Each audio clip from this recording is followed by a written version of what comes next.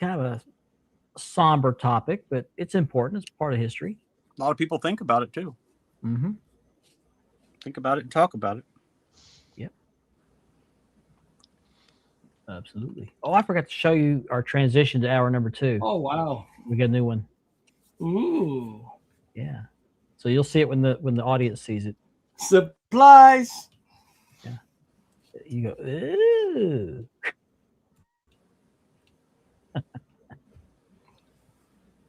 Like I said earlier, we should have some new viewers tonight. Yeah, Nor's watching. Look this up, my bro. Don't let me forget to do the QR codes. I don't like where it puts on the screen.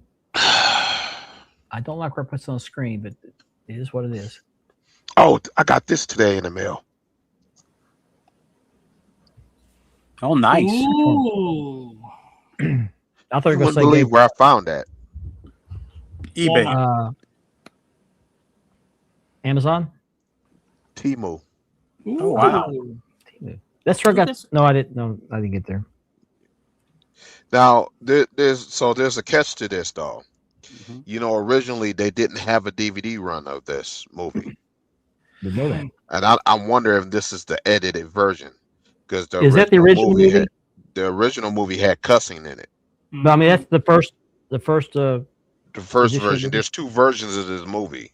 Okay. I mean, there's that's the original edited movie. version, and then there should be the original. I don't know until I watch it. I'll probably watch it tomorrow.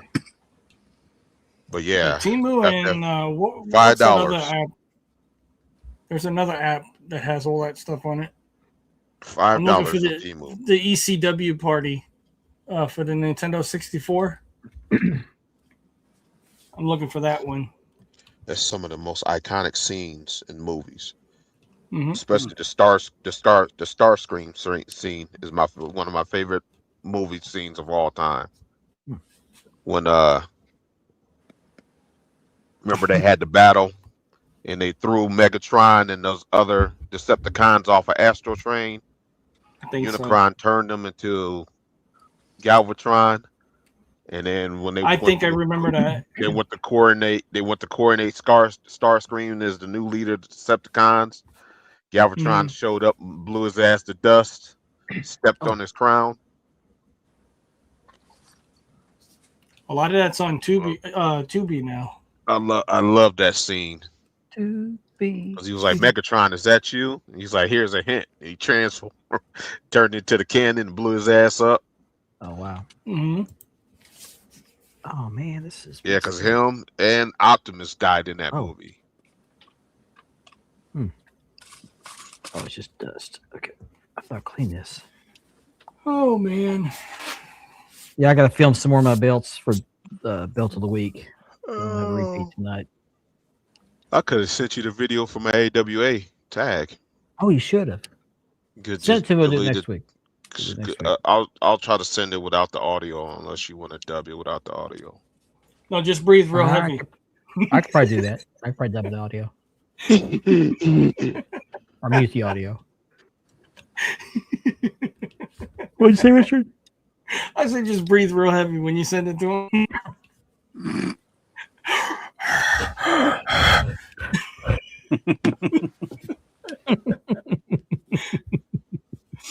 Oh gosh.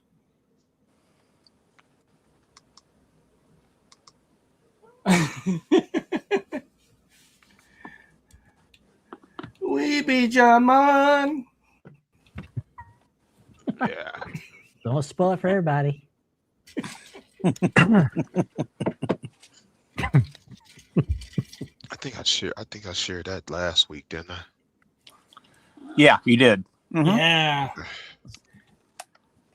And I did see Ringside. The Mattel ones should be coming tomorrow.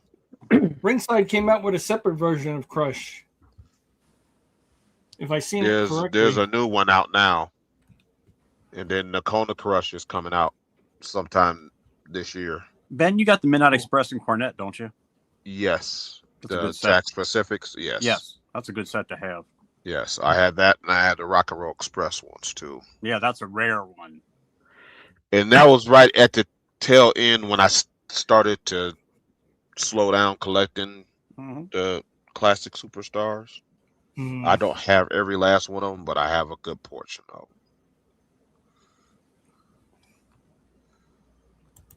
them. All right, showtime.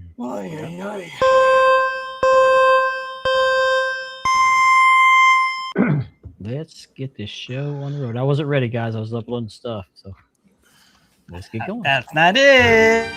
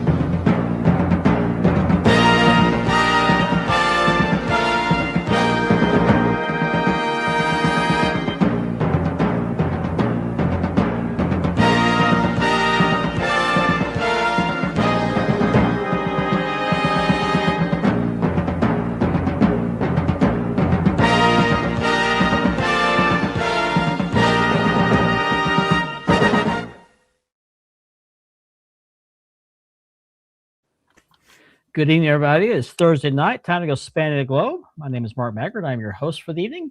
Our show is sponsored by Mark Leather Championship Belt Leathering and Ashley's Southern Designs, who, by the way, made this shirt I'm wearing. So be sure you check her out. And this is, in case some of you guys are young enough not to remember this shirt, this was a shirt that Terry Funk wore, I think, in Florida when he had a feud going on with Dusty Rhodes. And he made up this T-shirt that said Dusty Sex Egg. So I had that made in honor of that. We are proud to be part of the DAV Network, which also hosts the Double Dropkick podcast, which are going to be on this Saturday, by the way. They're going to have their show covering WrestleMania and copyrights. We're going to touch a little bit on that in hour number 2. But be sure to check them out 8 p.m. Eastern. Or I'm sorry, 9 p.m. Eastern, live on YouTube, Double Dropkick. By the way, got a new feature on StreamYard here that will take you straight.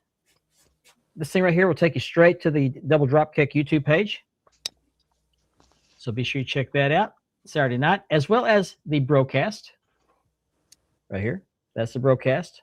So if you missed it, you can rewind or rewatch it and do that. And joining me tonight, sorry guys, I've played with these new features. Join me tonight to my backwards. It's not a bear. Mr. Richard Ward, aka the Warden. What's up, guys? Beneath him is Mr. Andy B from Love Those Wrestling Belts. How's everybody doing tonight? There's a QR code for that. Love Those Wrestling Belts on Facebook. Be sure to check that out. And next to him is Mr. Ben Walker from Championship Belt Brothers and Championship Figure Brothers. Sorry, Ben, I didn't do a QR code for that. I was trying to hurry to get those. It's all good. Thank you. Thank you for the plug. I wish they weren't here. I wish they were down here. But how are you guys doing tonight? Good. Doing great. How about you? Awesome. Great. I forgot to mention the broadcast. Every other Tuesday night. Be sure to check them out. That's Ethan Thompson and Stone Cold Steve Wilson. They do a great show as well. And Ethan does double duty because he also does double drop kick. Too many doubles here. He's a busy man. Check them out. They're greatly appreciated. As far as this show is concerned, we would greatly appreciate if you go to the Wide World of Belts YouTube channel. I don't know if I got a QR code for that or not. I do somewhere. No, I didn't put one up there. I thought I did.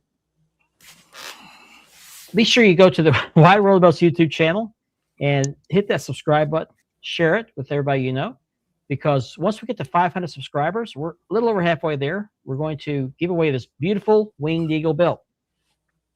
by Unique Championship Belts. It is dual plated 4mm CNC. It will be put on American leather. If you caught my live in the Wide World of Belts Facebook page the other night, I showed you the plates. They're still wrapped in bubble wrap in a box. So when we get to about 300 or 400 subscribers, I'll put leather on the plates, and we'll give this belt away when we get to 500. But be sure you like, share, and subscribe. We greatly appreciate that. So let's see who's watching the show tonight. Scroll way up here. Mr. Kirk Hall, first commenter of the evening. What's up, Kirk? Hey, Kirk. There's Cuddles. Liberty, what's up? What's up, Liberty? And we got, whoops, click on the right stuff here. The right stuff. There's Honor. Plus, you got that beautiful ECW belt already. We are official now. Yeah. Did he post it? No, I don't know if he got it yet. Still ain't got your belt? That's ridiculous. Wow. That is ridiculous. Oh, okay. Wow. Oh, man. Oh, be sure you post it in the groups. Yeah, they're behind everywhere, the shippers, but man. Straight to Hormuz. What's up, Chris? What's up, Chris? Lisa? Hey, Chris. Appreciate that. And hello, Lisa. Yeah, USPS, and I don't want to malign them too much, but they suck. They just do. Ever since COVID, they've been terrible. Yeah, been awful. I've had a few belts that I've shipped off to other people for leathers, get lost in the mail. Luckily, they got found again, but we had to really push them to find the belts. But Jim Mills, hello. What's up, Jim? Wrestling Bonkers, watching from, it has to be late over there. Bonkers in the UK. UK, yes, sir. I just realized it's got to be late over there. What's up, Jim? It's crazy, isn't it, Jim? It's unbelievable. There? Hot, cold, hot, cold. Oh, It was 60 degrees last night, and it was 80-something degrees this afternoon. Here. It was like 40-something yesterday, and now it's like near 80. I was going to say something here, and I can't remember what it was. How about the Michigan Wolverines? Yeah. I had something to say about that, but let's read the other comments and lost my train of thought. Congratulations to the Wolverines. Mm-hmm. Notable copyrights. Yeah. Lane Ledford, hello. Hey, Lane. What's up, Lane? Jason Cortez, hello. What up, sir. Jay? What's up, Jay? Jay, what's up? Platinum, hello. Platinum, what's up? Gotta skip through all the hellos here. Copywritten, yes. We reserve all rights on this show. That's right. Mm-hmm. It took you to a site called Only Marks. Okay. All right. Maurice Buckner, hello. What's up, Reese? Hey, Reese, what's up? Reese. What's happening, man? Oh, I misread that. I thought I said Big B. And I stuttered. Big Ben. Yeah. Bad. Yeah, there you go. What's up, Jesse? Hey, Jesse. 65. It got up close to 80 here yesterday. As a matter of fact, it hit 80 as I was coming back home from. It's just been crazy. Up, down, up, down. Yeah. It's just Before we proceed, I want to make this announcement. I told the guys before the show, and I put a live out there on my personal Facebook page yesterday. I think you know that my daughter's expecting in September, and we found out a couple days ago she's having a girl. So I'm having a granddaughter. Congratulations, Mark. Thank you very much. We're excited. I was hoping for a girl. We all did cases where it was going to be a boy, but they did some tests and come to find out it's a girl. Now you got a grandchild. Yes, one of each. Hey, Ashley. Hey, Rylan. Ashley. Rylan. Hello, Rylan. Hello, everybody. Thank you, Platinum. Appreciate that. Oh, congrats. Thank you. We're going to start the show off. Good evening, Stone Cold. Just mentioned you a little while ago. What's up, Stone Cold? Thank you, Jesse. Yeah, the baby should be born after my 60th birthday. That's a great present, Mark. Yeah. Great present. It should be. Looking forward to it. Thank you, Jason. Some of you guys, I know they're watching this right now. Watch the live. Mm-hmm. Thank you, Ethan.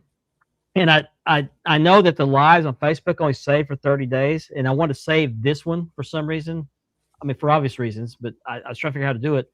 I was able to download it to my phone and upload it to YouTube, my personal YouTube. Oh, okay. And it's private right now, but it's just there till I can figure out what to do with it. So thank you, Chris. Appreciate that. Appreciate that so much. So we're going to go on to the belt of the week, and I've got it again this week, as I usually do. And this is one that we've had before. I've got to film the rest of my belts. I just haven't had time, been busy. But you'll like this one, I think so.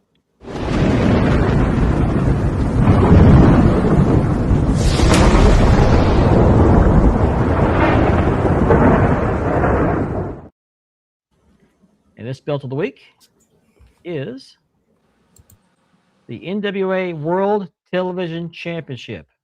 This one was made by My Amadasser, and I put it on my leather. This is my second re-leather of this belt. I had a completely different tooling on this. I had the panels, on each side, and so I decided to do the rosebud tooling around the edges all the way around, like the TV version of it. He did a really good job on these plates. He does a really good NWA TV. And we've discussed this on the show. I think every belt collector should have this in their collection. Yeah, I agree. Like the NWA's version, have this one. On the WWF side, have the classic Intercontinental. It should be a staple of every wrestler's collection. And I know a lot of people have this in their collection. It's just a nice belt. Yep. And I didn't know this. Hazard F5 did a review or talked about this belt on his TikTok channel, and I saw it today. This one's got the red backing. Mark, which one of your belts that you re-leathered does Hazard F5 have? I think it was a big gold. No, 10 pounds of gold. Yeah, golden globe. Okay. Yeah. But he said that this same artwork is on many, many different titles. Mm-hmm. But I don't know if you guys knew this or not. I didn't know that. There's a curve on the main plate. But there's a version of this artwork on the main plate on the Midwest TNT title.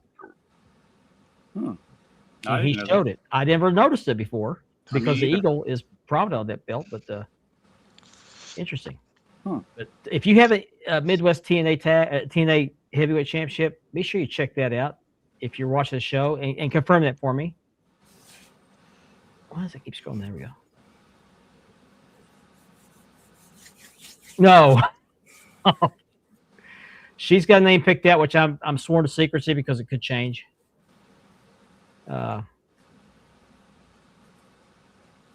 I'm going to find that out soon. Thank you so much. Appreciate that. Awesome. Emily, that's a pretty name. My vote was for Nancy Benoit, but no. No, I'm just kidding. I'm kidding. Mark. Thank you, Chris. What? Oh, I'm just kidding. It was a joke. It's a joke. Before we go on. Okay, yeah. He traced it on the screen. It's actually pretty interesting. But okay. Yeah, go watch it. It's on TikTok. But anyway, here's the belt right here. Got my lap. Oh, it's heavy. Okay, full screen. I did the leather on this. Again, this is the second time I put leather on this because what I did before is did the tooling around the plates with the panels on the sides, and because I had that big wide window here, but I stamped the NWA here. The light is there we go. And I did the tooling like this on the. I didn't realize the real belt was like this till I saw some pictures more recently. And I can't get this red back anymore. This used to be sold by Tandy Leather. They no longer sell it. It's out of stock. But now my Amadasser made this belt. He does a really good job on this belt. This is like the third one I've had. I had the one on Oxblood, and I sold a couple, but this is mine for mine. So anyway, that's it.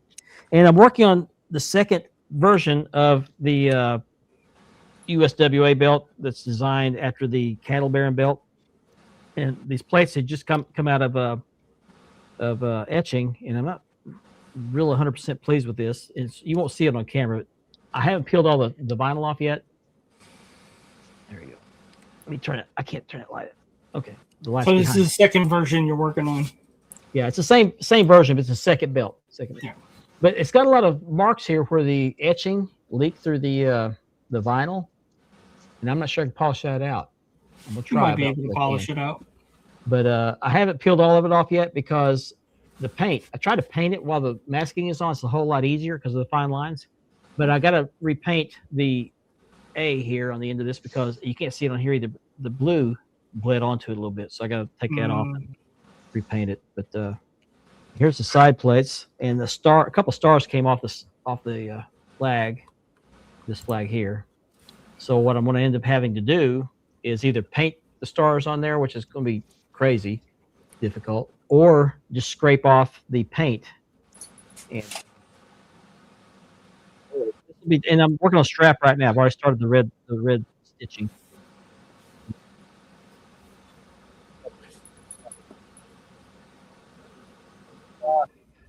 Yeah. My money's on the baby. Diabetic, drinking a lot of water.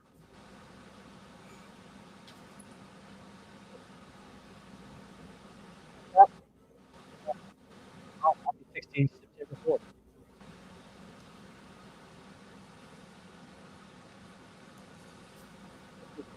What's up, Ronnie?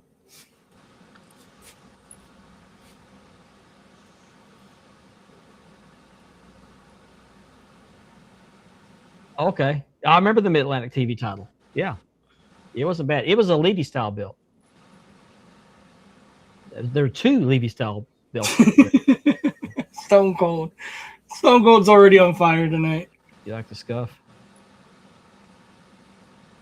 Roddy McNeil, hello. Thank you. Appreciate that. So let's get to our topic because we got a few guys here we'll talk about. We're going to talk about notable yep. I know my stuff. Some of it. We're going to talk about notable wrestlers who have passed away. And I don't have these in any particular order. In fact, they uploaded out of order. So we'll start with this one. Let's start with Dino Bravo. And any of you guys could talk about this because I'm not that familiar with him. I saw the Dark Side of the Ring episode a couple weeks ago, and he was taken out by the mob. Yep. Wow, man, right in the back of the head, right? For illegal cigarettes. Yep. He's involved in the illegal cigarette trade, and was sitting, I believe, in his recliner watching a hockey game. And I guess he had someone over. No one knows who that was, but they came up behind him and shot him. How many times? A whole bunch. I don't remember how many, but it was like 9, 10 times. Yeah. Mm-hmm. Several in the back of the head. At least. So they wanted to make sure he was dead. They were not very happy with him. Very sad. He had to dye hair blonde because he was afraid he was going to lose a spot in WWF. Big, massive, strong guy. Oh, he's a big guy, man. Yeah. I didn't get to see him because he was already off WWF TV by the time I started to watch it. So, here, Mafioso. Yep. I actually remember him before he dyed his hair. Yeah. I didn't like this version of him, the blonde. I don't understand why he thought that would save his spot. Maybe Vince told him, "Hey, you look better as a blonde." And he did it right away to keep his job. And he didn't. He did look like a. Yeah, at least he went quick. Never saw it coming. Yeah, it's true. Never saw it coming. But his wife and kids came home and found him. Can you imagine that? That was terrible. Yeah. Nightmares. This was in Canada, so who knows?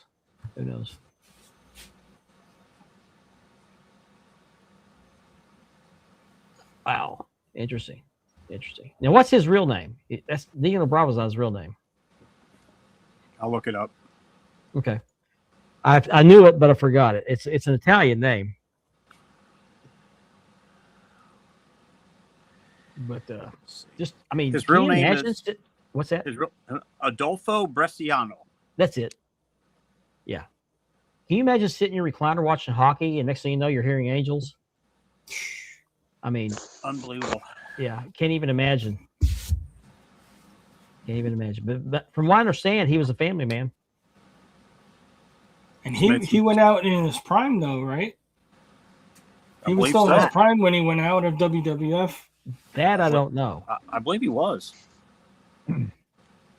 But just really, really tragic. And most of these deaths were tragic. But this was probably the most violent. Well, no, it's tied with the most violent in my opinion. Yeah, it's tied. It's tied. Mm-hmm. Next to this one, Mr. Bruiser Brody, Frank Goodish, And the guy who did it still walks free to this day. Yep. Look at those I think scars in his cancer. head. I heard he had cancer, Oh, really? or maybe his child has cancer. He never served any time for killing him. No, but Bruiser Brody started out as a sports writer in I think Houston or San Antonio. Really? area. I didn't know that. Yeah, Mhm. there's a picture of him at the at whatever office he worked at. He's wearing a dress shirt and a tie. He's got short hair, Wow. no beard. Just really weird to see that picture. Yeah, big time. And he was known to basically walk to his own drummer. You know, he didn't take any crap off anybody. He was described as by some people as a bully, and that was kind of the excuse that was used in Puerto Rico when he was murdered. Was it was self-defense. Don't know what the argument was about. He was in the dressing room. The man who, what was the man's name? Invader is all I know. Jose Gonzalez. Jose Gonzalez. Yeah. Yep. Invited him into the shower, stabbed him multiple times, and it was at a baseball stadium. Is where these matches were held, and I guess it was so crowded it took him almost an hour to get an ambulance crew in there to get him out. Tony Atlas had to carry him out, help carry him out. Wow. And then Bruiser told Tony Atlas, "Don't let them hurt me anymore." And Tony said, "I'm not going to let anybody hurt you. Don't worry about it." He rode in the ambulance to the hospital with him. Was advised that he was stable. He was in surgery, but he was stable. He left, came back to check on him a little while later, and was told he passed away. And Jose Gonzalez was put on trial. The subpoenas for all the wrestlers who witnessed what they could see of it didn't come until the trial was over. So nobody showed up to testify, and they were all willing to testify. And Carlos Colon is alleged to have been behind that, or at least involved in it in some form or fashion, and no one has done any time for it. Nope, nobody. Wow. Not even a slap on the wrist. Got away with murder. Just an inconvenience of having to go to court. Mm-hmm. Yeah, if you It's go all to YouTube cover and up. look at Tony Atlas tells this in great detail. Yeah. And It's a he also terrible cover up. he also recreates the noise he heard coming from Bruiser Brody when he was being stabbed. Mm. And he was just talking to Tony Atlas, who was drawing, I guess was really good at drawing pictures. And he asked Tony before he went to the shower to get stabbed if he would draw him a picture of him. Tony agreed to do that. So, oh wow, interesting. Yeah, that was one of the rumors, was that there was a dispute over his share of the territory. Some money was involved. That's what the story was. But from what I understand, he was basically kind of slit in the stomach, and the knife was pulled upward. He basically unzipped his front. Just really gruesome. Oof. But thing I say about Bruder Brody was he was a family man outside the ring. Yeah, he had a son. He tied the hair up, and he was a family man, you know? Mm-hmm. I was told one time, several years ago, and it might have been before he was killed, that he was seen at Six Flags Over Texas, there in Arlington, Texas, with his family. So. Wow. Yep. I saw that match. Yep. And it's on YouTube as well. And he beat the hell out of the Undertaker. I love the match. I love the match where he's with Luger, and he wasn't selling anything Luger did. Yeah. Right. Luger jumped out of that cage and got the hell out of there. He sure did. They started the match, everything was fine, just all of a sudden he stopped selling. I remember the interview with Undertaker, and Undertaker said when he was Texas Red, Bruiser Brody went back to the dressing room. He said, "Kid, do you think you could do that all over again?" And he told the promoter, "You need to sign this kid while he's hot, because he's going to be something one day." Huh. Well, he wasn't wrong. Yep. Now, the rumor about the thing with Lex Luger was when they went back to the dressing room after that match, Lex thought he had done something wrong and asked him, "No, you're cool. We're cool." No, it wasn't no Lex. I guess he was pissed off at a promoter. Yeah. Probably about the payoff, would be my guess. He would not job to anybody. Absolutely refused to job to anybody. But tragic either way. I saw him in my very first wrestling matches I ever went to in Lawton, Oklahoma, Bruiser Brody versus Kamala. My only time to ever see Bruiser Brody in person, and that was awesome. Didn't last 5 minutes, but it was great. Let me ask you this: you think Bruiser Brody could have been WA champion? He could have, but I don't think he wanted that schedule.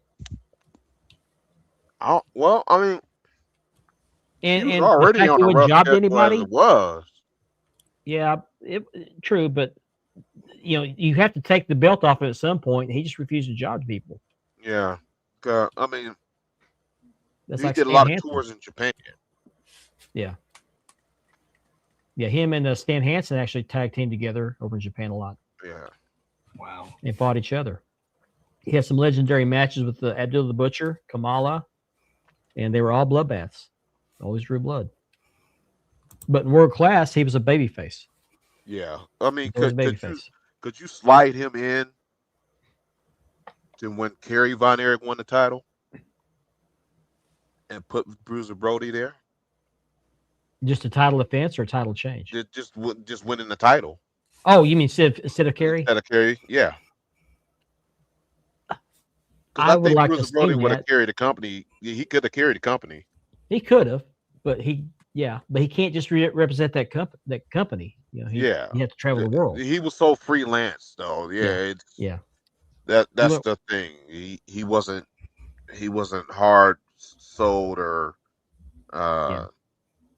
He was a nomad.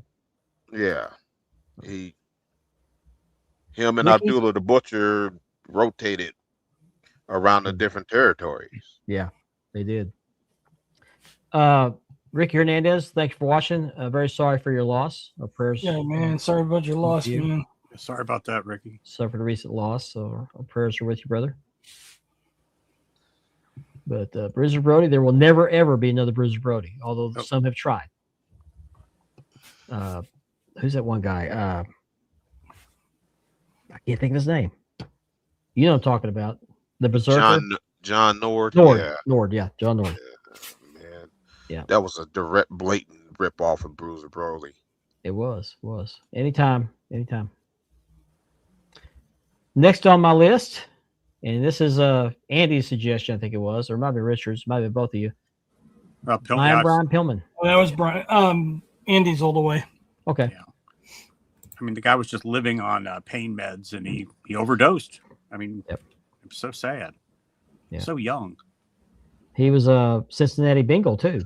Yes, he sure was. Yes, he was. Before he got in wrestling. My wife's family members went to school with him here in town, and it's just so sad. And then his Pillman Jr. Never got to meet his dad. I'm sure I think he got to hold him as a baby, but Pillman Jr. has no memories of his dad. That's really sad. It is. And looks just like him. He looks just like him. Yeah. Isn't that why he wore the animal print trunks? Yeah, the tiger stripe. Bengal trucks. That sure is. Yep. He basically wore the Cincinnati Bengals helmet on his trucks. Yep. Yeah. He was former WCW light heavyweight champion. He was a walk-on at Miami University, Miami of Ohio, and he made the football team as a walk-on. Wow. Yep.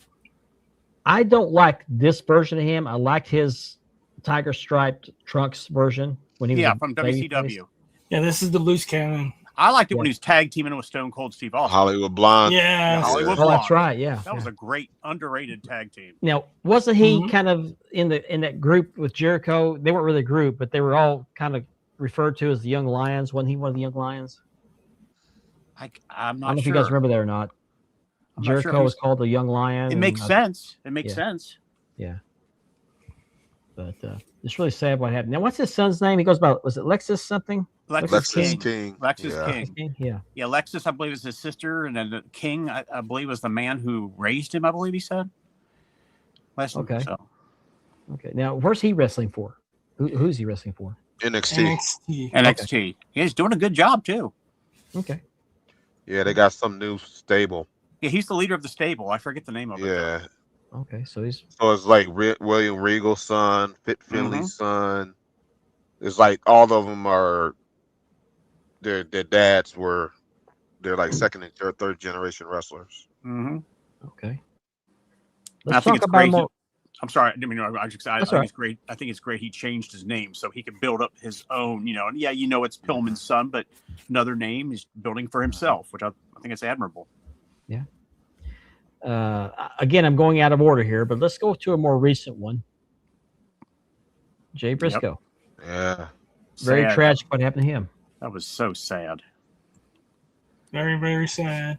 Vehicle accident involving his daughter who survived the accident. I guess she's doing okay. Yeah, his kids are okay. Okay. Mm-hmm. But he was unfortunately passed. It was a head-on collision. Was the guy drunk who hit him? I don't remember the story. I don't remember any charges filed that I know of. But it was sad. Yeah, very sad. But they did a really awesome tribute for him after that happened. Mm-hmm. Yep. AEW. Now, I will say one thing about AEW. They do take care of their talent. They don't book them very well, but they take care of their talent. They do take care of them, yes. Yeah. And now his brother's having to wrestle solo. And he's doing a pretty good job, too. Yeah. He's been pushed very well. Mm-hmm. Pushed very well. Now, where are they from? Were it Tennessee or Delaware, I believe. Delaware. Okay. Yeah, Delaware. Yep. I didn't know they had rednecks in Delaware. I didn't either. They got them in Jersey too. It's like the oddest place to have a Yeah. One of the 13 original colonies. That's the Eastern United States. That's not even the South. Now, where they get to start at? Where they start out at? Ring of Honor. Ring of Honor. Okay. Yep. And they came over to AEW. Yep. Well, the one came over to AEW. The one came over, yeah. Yeah, after the death. Oh, okay. Yeah. I got you. And how old was he? 40? I think he was in his late 30s, early 40s. Yeah, that sounds about right. Multiple time tag team champions with his brother. It just came out of, an accident. Just took, was taking his daughter home from a cheerleading competition. They were in a severe wreck, and the daughter survived. She had to learn how to walk again. Another family man. Yeah. That's what's definitely really tragic. I mean, the death itself is tragic, but what they leave behind is even more tragic. Yeah, the poor kids and the wife. It was one of those ones that just came out of nowhere. Yeah. Really a shame. And this one was not, not the most, the most common cause of death is drug related. This was not. This was just natural almost causes. Happened to Magnum TA. Yep. Almost happened to Magnum TA. Yep. Jay Briscoe. Let's go to the women. There's some women that have passed away, tragically. Let's go with Miss Elizabeth. Died of a drug overdose. Home. She shared a home with Lex Luger. Mm-hmm. And I didn't even know they were an item until she passed away. Yeah, they were dating during that whole ordeal. Well, they had already paired them together on screen, so I didn't know they were. Yeah, we didn't know they were. And it really surprised me that she would develop a drug habit. Yep.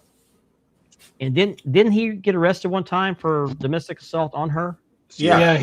They were in a bad place, both of them. Mm-hmm. Yeah, he had a house with her while he was still married to the first wife. Yep. I understand, but beautiful, beautiful soul, beautiful lady. Never said a whole lot on camera. Being married to Macho Man had to be hard enough. Well, that's kind of a weird pairing because he was always a heel, and she was not. She was always kind of the baby face. She's kind of like his kryptonite, I guess. Yep. And it worked. That Dark Side of the Ring was crazy about it with that story of Liz and Macho Man. Yeah. And he was very jealous of her. He was, paranoid. Yeah. Always kept his eye on her. He was paranoid about her. Yeah. Mm-hmm. Yeah. Kind of makes you wonder what would have happened had they not split up. Mm. I mean, let's call it what it is, man. Do you blame him for being paranoid about her? Nope. No, around all those guys back then. We're talking about the 80s wrestlers, the 70s and 80s, cracked out and doped out guys, and these guys were. He was already around all of that with his father. Yeah. Being a wrestler, so he already knew the environment that he was being around her. So was he more protecting her? Well, he went overboard with him. That's why she left him, because he went overboard with the paranoia. Yeah, but he had already been exposed to that side of wrestling. He didn't. Mm-hmm. It's not like it was something new. I always look back and I think about that.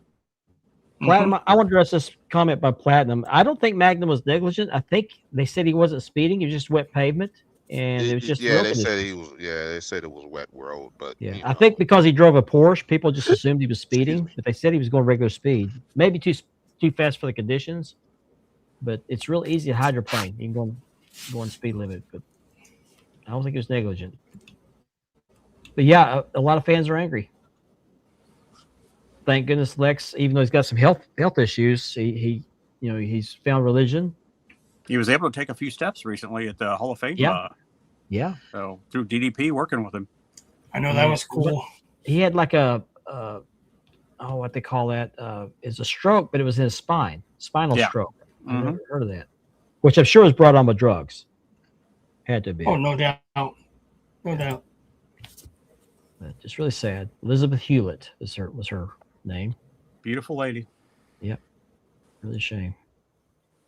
And I've got another lady I'll talk about here in a little bit, but we'll just take her off for right now and come back to that. I'm just kind of spreading around here, spreading the love. Let's see. One everybody can associate with, Mr. Eddie Guerrero. Yeah. Died of was it enlarged heart? Yeah. Now I don't know if I heard if that was brought on by his previous drug habit. He was known to have a drug habit. Again, another person that was exposed to the wrestling business, being being third generation. Mm-hmm. Yep. Mm-hmm. He was around that environment and got caught into it. Yep. He was a legend for sure, though. Great wrestler, though. Great baby face, great heel. Apparently, from what I understand, he beat his demons. He got himself clean, but the damage had already been done. Mm-hmm. Mm-hmm. It just eventually caught up with him. He was making his amends, and it caught up to him. Yeah. Really sad. Sad. This is probably the one that has affected most people in the wrestling as wrestling fans is this one because he was so popular. Mm-hmm. It was so over for good reason. Like I say, he was great at what he did.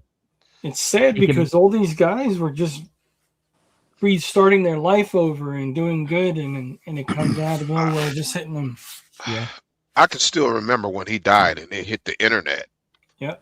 Yeah. And it was like it was fake. Yep. We get the fake outs all the time now. Mm-hmm. But when Eddie's dropped, like, yeah, right, this can't be, this can't be true. This doesn't sound right.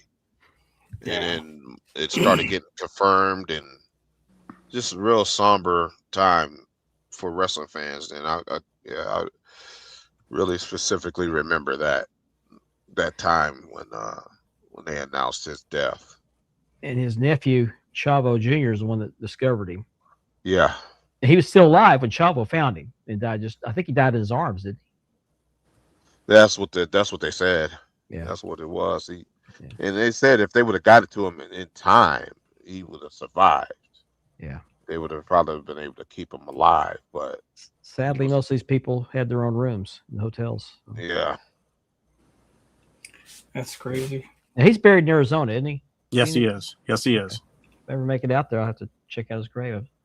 It's a very popular area to visit. There's a lot of stuff put on his headstone a lot of YouTube videos. So it's YouTube channels where they go visit famous people's graves and they leave a little object on his is covered. But died way too soon. Yep. They all did. Oops. There we go.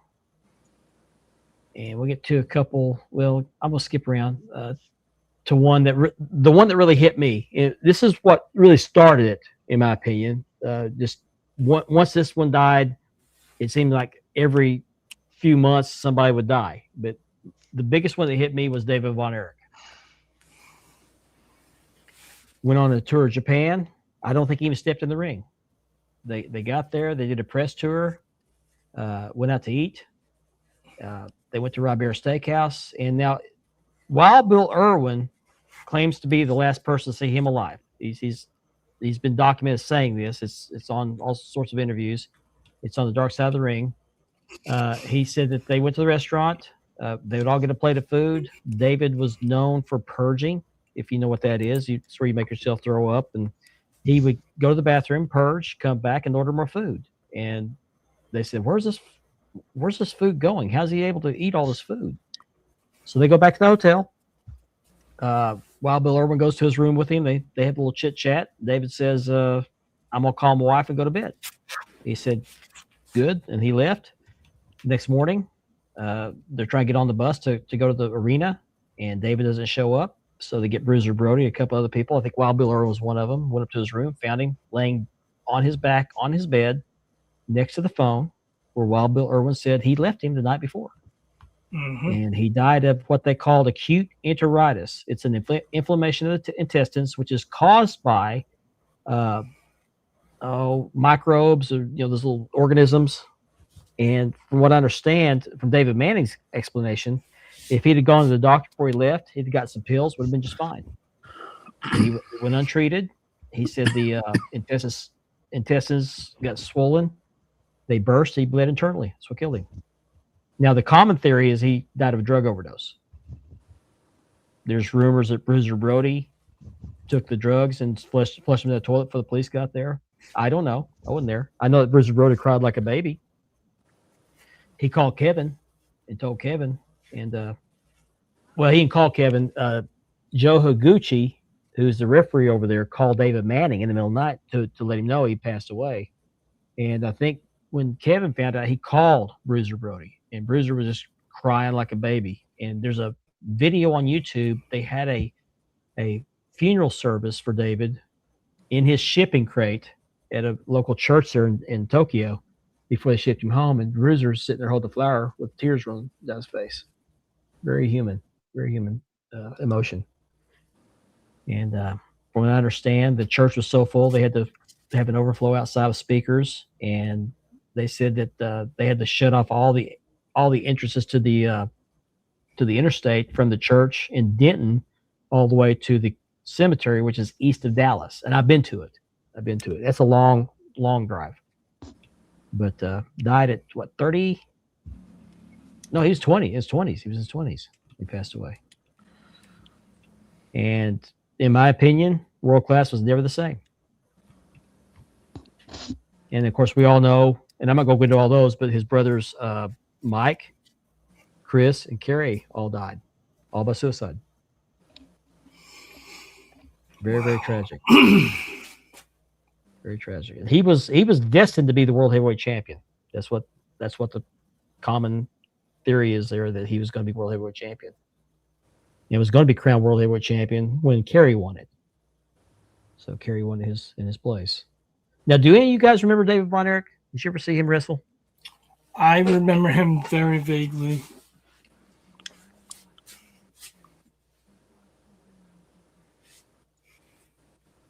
Yeah, it was a rupture from an inflammation that went untreated.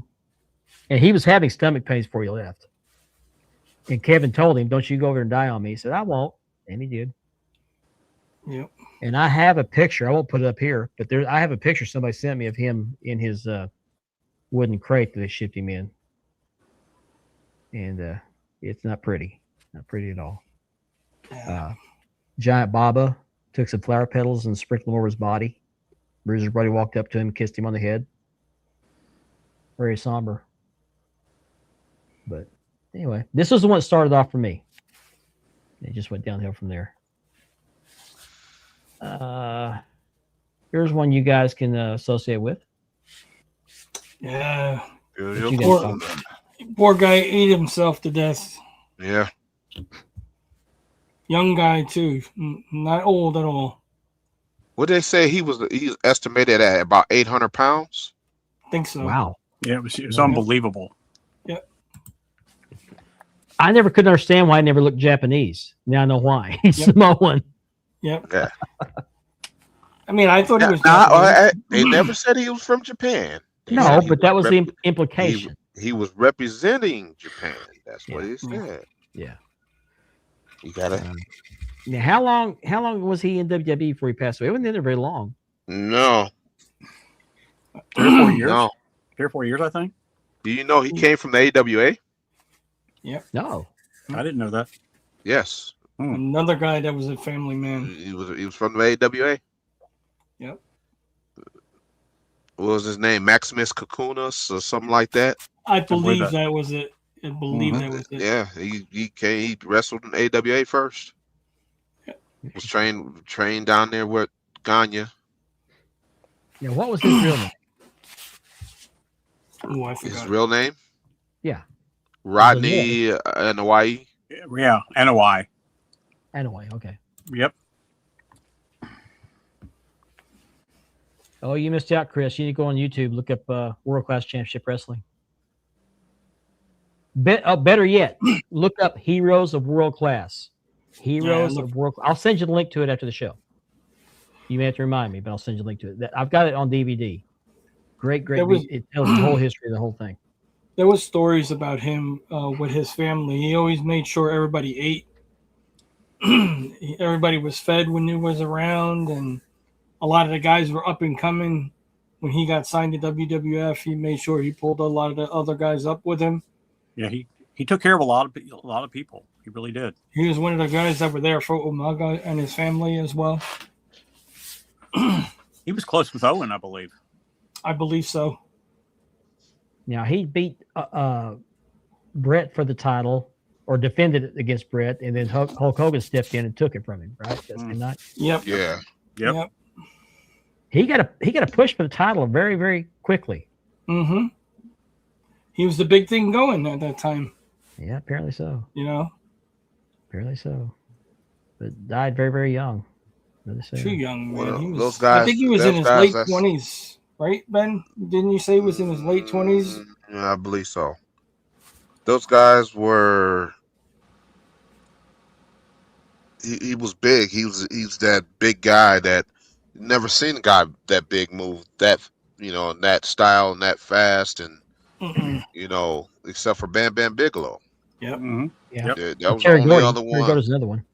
Yeah. Well, I mean, Terry more considered smaller than smaller. Yeah. As composed to those guys, compared to those guys, but he still was a big man. But it was rare to see those guys like that, that move like that. Yeah. It's like a 747 going on a fighter jet mission. Yeah. Guy moved like he was 100 pounds. Yeah. And I've seen some YouTube videos that talk about famous celebrities in their caskets. There's one of him out there, and I don't like that. I just don't like that. Yeah, he looked really bad in that casket. Like they shouldn't post that picture. No, because there's a lot of videos out there of that. So. Yeah, I when I seen it, I was like, "Oh, wow, that his body's decomposing is just a horrible sight to see him." Yeah, doesn't even look like him. It doesn't even look like him. No. Yeah. Here's another one. That's the wrestling world for you. Here's another one. Now he was not. He was tired when he passed away, but still, it was a shock. He died. And he just appeared on Raw, and he died the next day after Raw. Mm-hmm. Now, wasn't he just inducted into the Hall of Fame? Yes. Yeah, that was just inducted in the Hall of Fame. Was repairing the relationships with McMahon and Hulk Hogan and all them. Yeah, that's right. He was trying to make things right, make amends. Yep. Just had a heart attack. Just saying. Now, if you saw the promo he did on Raw, and I didn't realize this until I saw a video of it. Somebody said he was not in the best of health that night. You can tell he wasn't. No, he was sweating a lot. Yeah. They said he was really sweating a lot, out of breath. Scott, hello. Hey, Scott. What's up, Scott? That was crazy waking up that Tuesday morning and finding out he passed away right after Monday Night Raw. Oh, okay, Chris. Okay, cool. It's a very good documentary. Heart attack. Yeah, in the parking lot of his hotel, wasn't it? Yep. Yeah. Yep. Now, isn't there like a restaurant sitting there now, and they still have the spot where he passed away, kind of blocked off, or I'm not sure. I haven't heard that, but yeah, I'm well, not I know where he had a gym. He's got his name carved in the cement, and Ethan went and was going to go see it. I don't know if he made it out. Maybe that's what I'm thinking of. But I think Ethan did go see that. Yeah. Okay. Mm-hmm. And now I believe it's a pizza place or something. Yeah, but I thought that there was a place there that they built something and they reserved that spot. I don't believe they did anything from where he passed away. Okay, maybe I misunderstood that. Yeah, I think you're thinking of Ethan's story. That could be. Yeah. All right. But I didn't care much for his character or his gimmick, but he was a very dynamic person. Very dynamic. He was out very there. High energy. He was very high energy out there. I wonder if maybe that's what contributed. I mean, that plus the steroids. Well, the steroids had to play some part, don't you think? Yeah. But I liken his death to who's that kid that did the band down by the river on Saturday Night Live? Chris Farley. Yeah. Him and Chris Farley the same way, just very high strung and just I think Chris Farley overdosed, didn't he? Yes. Yeah. Okay. Yeah. But I kind of associate them together because their character was just so high energy, you know. Yeah, Farley went out like what's his name? James Belushi. John Belushi. Yeah. John Belushi. You get around to it. Mm-hmm. Yeah. But he idolized John Belushi. Yep. Mm-hmm. Here's another one that affected a lot of people because this happened live on television. Yeah. Owen Hart. Yeah. Talk about a shocker. That was a very preventable death. Very preventable. Didn't have to happen. That was one of the best pay-per-views after that happened. Vince should have stopped the show. I'm sorry. A man just died. Yeah. I mean, my God. Just horrible. He was hanging there waiting to do his descent, and something happened. Either his adjusting the suit, but the catch thing that held him in place somehow came got undone. tripped. Yeah. And it was designed for quick release. It was a faulty piece of equipment. Yeah. It was designed for quick release because when he lands in the ring, he can get loose so he doesn't get attacked. Because Vince Russo did not like how it looked him coming down, and they wanted him to try the new piece of equipment. Look what happened. So I knew Russo got a lot of blame for that, and rightly so. Yep. But everybody loved Lowen. Oh yeah. Good at ribbing people. He was very good natured. Some of the ribs are hilarious. They talk about the ribs are hilarious. Yeah, he was good. He was good. Good in the ring and everything about it. And because of how he passed away, his wife will not allow him to be inducted into the WWE Hall of Fame. Nope. Now, she sued WWE, right? Yeah. Yeah.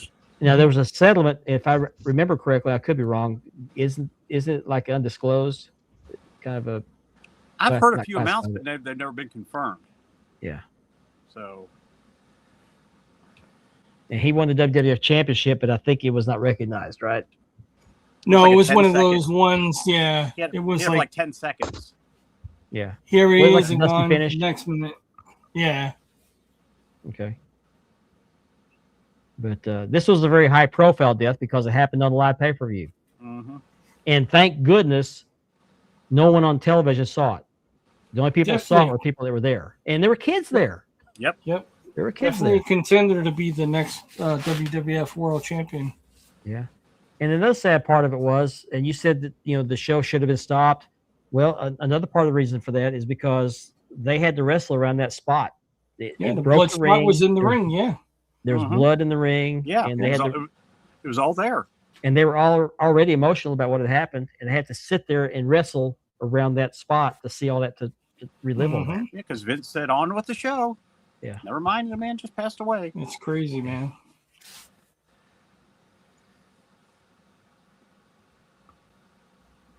Oh, wow. Yeah, I'll never forget JR saying that. Can you imagine what was going through his mind when he was told, you got to announce this? Yeah. Mm-hmm. And he's talked about it a few times. I mean, somebody has to say it. Like I remember the camera changing from the ring automatically to JR. The look on Jerry JR's King Lawler face. ran down to the ring. Yeah, I mean, you The look look on at him, you JR's seen the ghost. face. It was just unbelievable.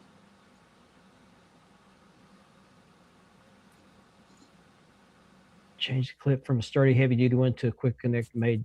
Yep. Sailboats. Okay. Oh, I didn't know that about the sailboat part. Wow. I didn't know about the sailboat part. I knew that they switched it to a supposedly better piece of equipment, and look what happened. Yeah. Moving on.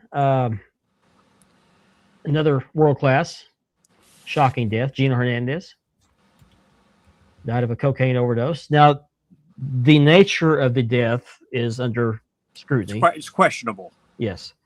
They said that the cocaine that killed him was found in the stomach, and it was a lot. It was enough to kill a horse.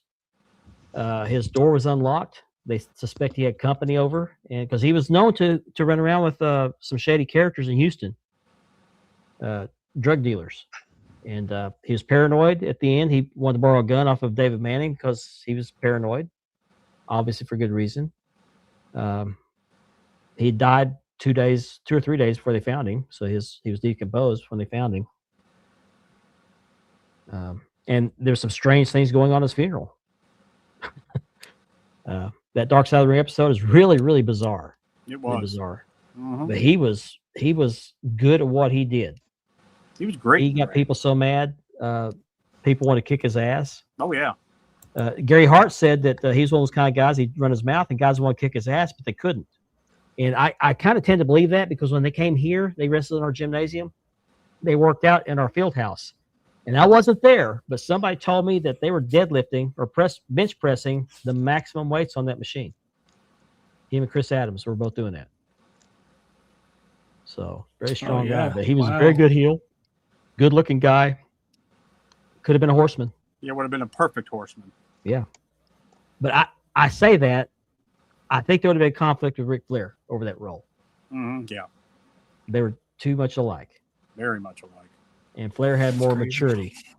But just very, very sad that no last nothing. Now, there were people that actually thought that Chris Adams killed him because they had an angle where he blinded Chris Adams, and Chris Adams said, I'll kill him. And then he died the next day. Scotland Yard called to investigate Chris over that deal because kayfabe was strong back then. Yep. But very sad. Another life gone too soon. Got 3 more. We're gonna have to run over to hour number 2. Let's go to another woman here, Nancy Benoit, or woman. Tragic. Fallen Angel. Tragic. Brutal. I'm not going to bring up her husband in this segment because he doesn't deserve it. But she was strangled, killed. Just her young son, Daniel. Well, how old was he? 4? 4 or 5 years old. Forgot. Yeah. He was strangled. Tragic loss. And she thought her marriage to Kevin Sullivan was bad. And I'm kind of on the fence about this deal because there was arguments that he had CTE and you know there's mental issues with CTE. But I'm not a doctor. I've never had that. I just can't imagine something like that making you. And there's also roid rage alleged. There's a lot of stuff that leaded up to that. Yeah, but no matter what the nature of that was, the sad fact is 3 people are dead. 2 of them innocent. I mean, like the new guy says here, the new watcher that we have here, he was a great wrestler. True credit to his race. He should have been acknowledged. I said, yeah, I believe he should have, but the tragic event is the thing that we shouldn't, it's terrible. Somebody with a great career like his, and one day he just snaps, you know what I mean? Yeah. It's crazy. It is. Very sad. He had some issues. I mean, you saw he couldn't handle the death of Eddie Guerrero. He was so overcome with emotion. He was just, I think that deeply affected him too. So a lot of stuff going on. Didn't they donate or Yeah, part of his brain was donated. They've part of his brain. They've checked it out and confirmed how bad his CTE was. And that's no excuse for murder, but it just that he did have that. Yeah, he had one of the baddest cases they've seen in a long time. Yeah. Next to football players. Mm-hmm. Okay. It's crazy. My daughter's texting me. Sorry. I remember when that was announced. It came out of nowhere too. It was like, wow. Beautiful lady. Very beautiful. You remember when she was with Kevin Sullivan in Florida as Fallen Angel? Yep. Absolutely. Sure do. Mm-hmm. And he found her, I think, at a car show. She was modeling somewhere, and they were introduced, and one thing led to another. They ended up married. We got two more, and then I'm going to take the break for the second hour. You are watching Span the Globe on the DAV Network.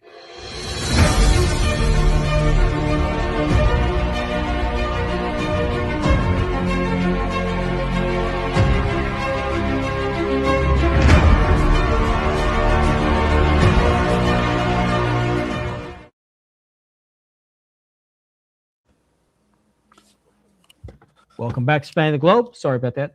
My daughter's texting me. This is the one that's expecting. True, Ethan. I agree. Ethan. I'm here with Richard, Andy, and Ben, and this show is sponsored by Mark Leather Championship Leathering and by Ashley's Southern Designs. And we're trying to get to 500 subscribers on the Wide World Belts YouTube channel, and that should be easy to do. If you're not already subscribed, go over to the Wide World Belts YouTube channel, hit that like button, hit that subscribe button, hit that bell, share that link, and we'll get to the 500 before you know it. My deadline, my plan is, my target date is July 1st. If we don't make it to July 1st or even close, I may rethink what we're going to do about that belt. But this is the belt right here. It's a dual-plated CNC, 4mm, by Unique Championship Belts. I currently just have the plates, but I'm going to be putting them on leather when we get close to the 500. It will come with a two-piece full belt tip. Beautiful belt. This one is mine. I love it. Great belt. I think every Winged Eagle should be CNC. But we got to get to 500, so if you haven't already done so, please do so. Greatly appreciate it. And again, we're part of the DAV Network, which hosts many shows on YouTube. One of those is the Double Dropkick Podcast, which are going to be on Saturday night. And this will be the topics on Saturday night, 9 o'clock Eastern on YouTube. WrestleMania and copyrights. We'll be talking about definitely want to tune into this show. Yep. So Kevin does a great job. And Always. Ethan Thompson is his co-host. And Ethan also co-hosts the broadcast with Stone Cold Steve Wilson. They're on every other Tuesday night. They talk about a lot of different things, sports, men's issues. It's not belt stuff or wrestling stuff. Although they might bring that stuff up. They talk about anything under the sun. But be sure you give them some love as well. And I forgot to put up the this is the broadcast. I keep seeing it right here. That's the broadcast. So if you got a phone, click on that QR code. It'll take you straight to the broadcast YouTube channel. This one is the double drop kick. I didn't put one up for this show, but if you're watching the show, you're already there. And Andy is the admin for Love Those Wrestling Belts right here on Facebook. Come join us. Please do so. It's a very drama-free belt-related group. A lot of great content on there. And Ben is one of the admins, one of several admins for Championship Belt Brothers, which is this QR code right here. So if you missed this show will be on for quite a while on YouTube. In fact, it'll be on here for many years to come. You can go back and scan that. So he's also president of the BBC. And I would be remiss. If I did not mention the fact that there's another great group out there called Big Boys Belts. They're right here. QR code for Big Boys. Another great group. Big Boys with a Z. Mm-hmm. Nick Carnivale and Chris Stratton. Chris Stratton. Yes, sir. Chris Stratton. Thank you. I'm drawing blanks on names tonight. That text threw me off. Okay. It's about dinner plans. Sorry. And there's one other podcast out there that I have been overlooking to talk about, and they gave us a shout out the other night, and that is the Talkin' Wrestling podcast. That's Dave Miller and Amy. Mm-hmm. And if you know Dave Miller, if you don't know Dave Miller, he is the referee that counted the 1, 2, 3 on Ric Flair's last match. Pond Water Dave and Amy. Yep. Great guy, has a great collection, great memorabilia. He has had Ric Flair's robes, several Ric Flair's robes on with the original Chrome Rhine belt in pictures. And he also has David Von Erich's pair of tights, doesn't he? Yep. Yes. He does. Sure does. But that's Talking Wrestling. I think they're on usually Wednesday nights, but they're on Tuesday this week. Mm-hmm. Yeah. And Dave just had a birthday last week. We wish him happy birthday. Yeah, happy birthday. He didn't know it. We did that. I sent him the link and told him. So, but be sure you check them out. They do a great job. Amy's a great co-host. They're both great people. Mm-hmm. Dave's a quality individual, as is Amy. So be sure you check them out. Let's continue our discussion. We have 2 more to talk about. Before we move on real quick, I just want to give a shout out to the Wrestling Belt guy and the Big Gold crew from South Florida. Got the gear from the gentleman. Wanted to give him a shout out. You can look him up on TikTok, on Instagram. Wrestling Belt guy. He wants to get started in podcast too. Real cool guy. Just wanted to give him a shout out.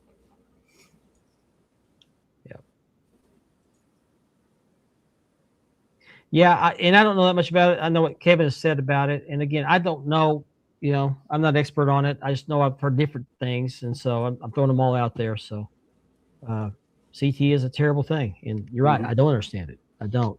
And I feel horrible for people that suffer from that. Kevin, one of those. It's just a horrible thing. And our thoughts and well wishes and prayers go out to those people. But anyway, let's get back onto the discussion. And I was going to save this one for last, but I'm going to go ahead and bring it up because I'm going to save this other one for last. Haystacks Calhoun. Now, I'll let you guys talk about this one because I don't know that well. I just read about him in the wrestling magazines. But Richard, this was your yeah. When I was a kid, my dad would tell me about this guy. I mean, this guy was so huge they had to bury him in a piano crate. That's how big he was when he died. I mean, he was like the Uncle Elmer of Uncle Elmer before Uncle Elmer was him. My dad would tell me stories, and I just kind of remembered it the other day when we were talking about the new show topic. And Mark's like, "Yeah, I do remember that." I saw him in the wrestling magazines. Read about when your father tells you a story, you don't know if it's real or he was just fibbing. And then I wind up talking to people and telling people, my dad always told me about this guy. Was this true? And I'm like, yeah, no, it was true.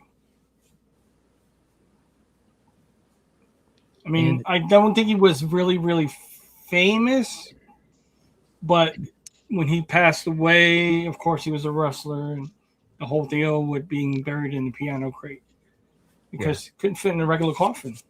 And I've heard of a few people that were buried in a piano crate because of their size. That's crazy. I don't know exactly the cause of death. I don't know whether it was natural or what. Yeah. Don't know that either. And then our last one, our most recent one. This one hit me the most. The big one. This one hit me the most out of all the wrestlers that passed away in my era. Of course, he was retired, but he still had a big presence in wrestling. Mm-hmm. Yeah. Sure did. Oh, his name's always going to be iconic with wrestling. Oh, yeah. I mean, growing up as a kid. It's the reason why a lot of us are fans. Yeah. Exactly. It ran through Hogan. Hogan helped bring wrestling. If not for him, we wouldn't be probably talking. I forgot who said it the other day. If it wasn't for Vince McMahon and Hulk Hogan, there would have never been a WrestleMania. Yeah, he helped usher mainstream pro wrestling. Mm-hmm.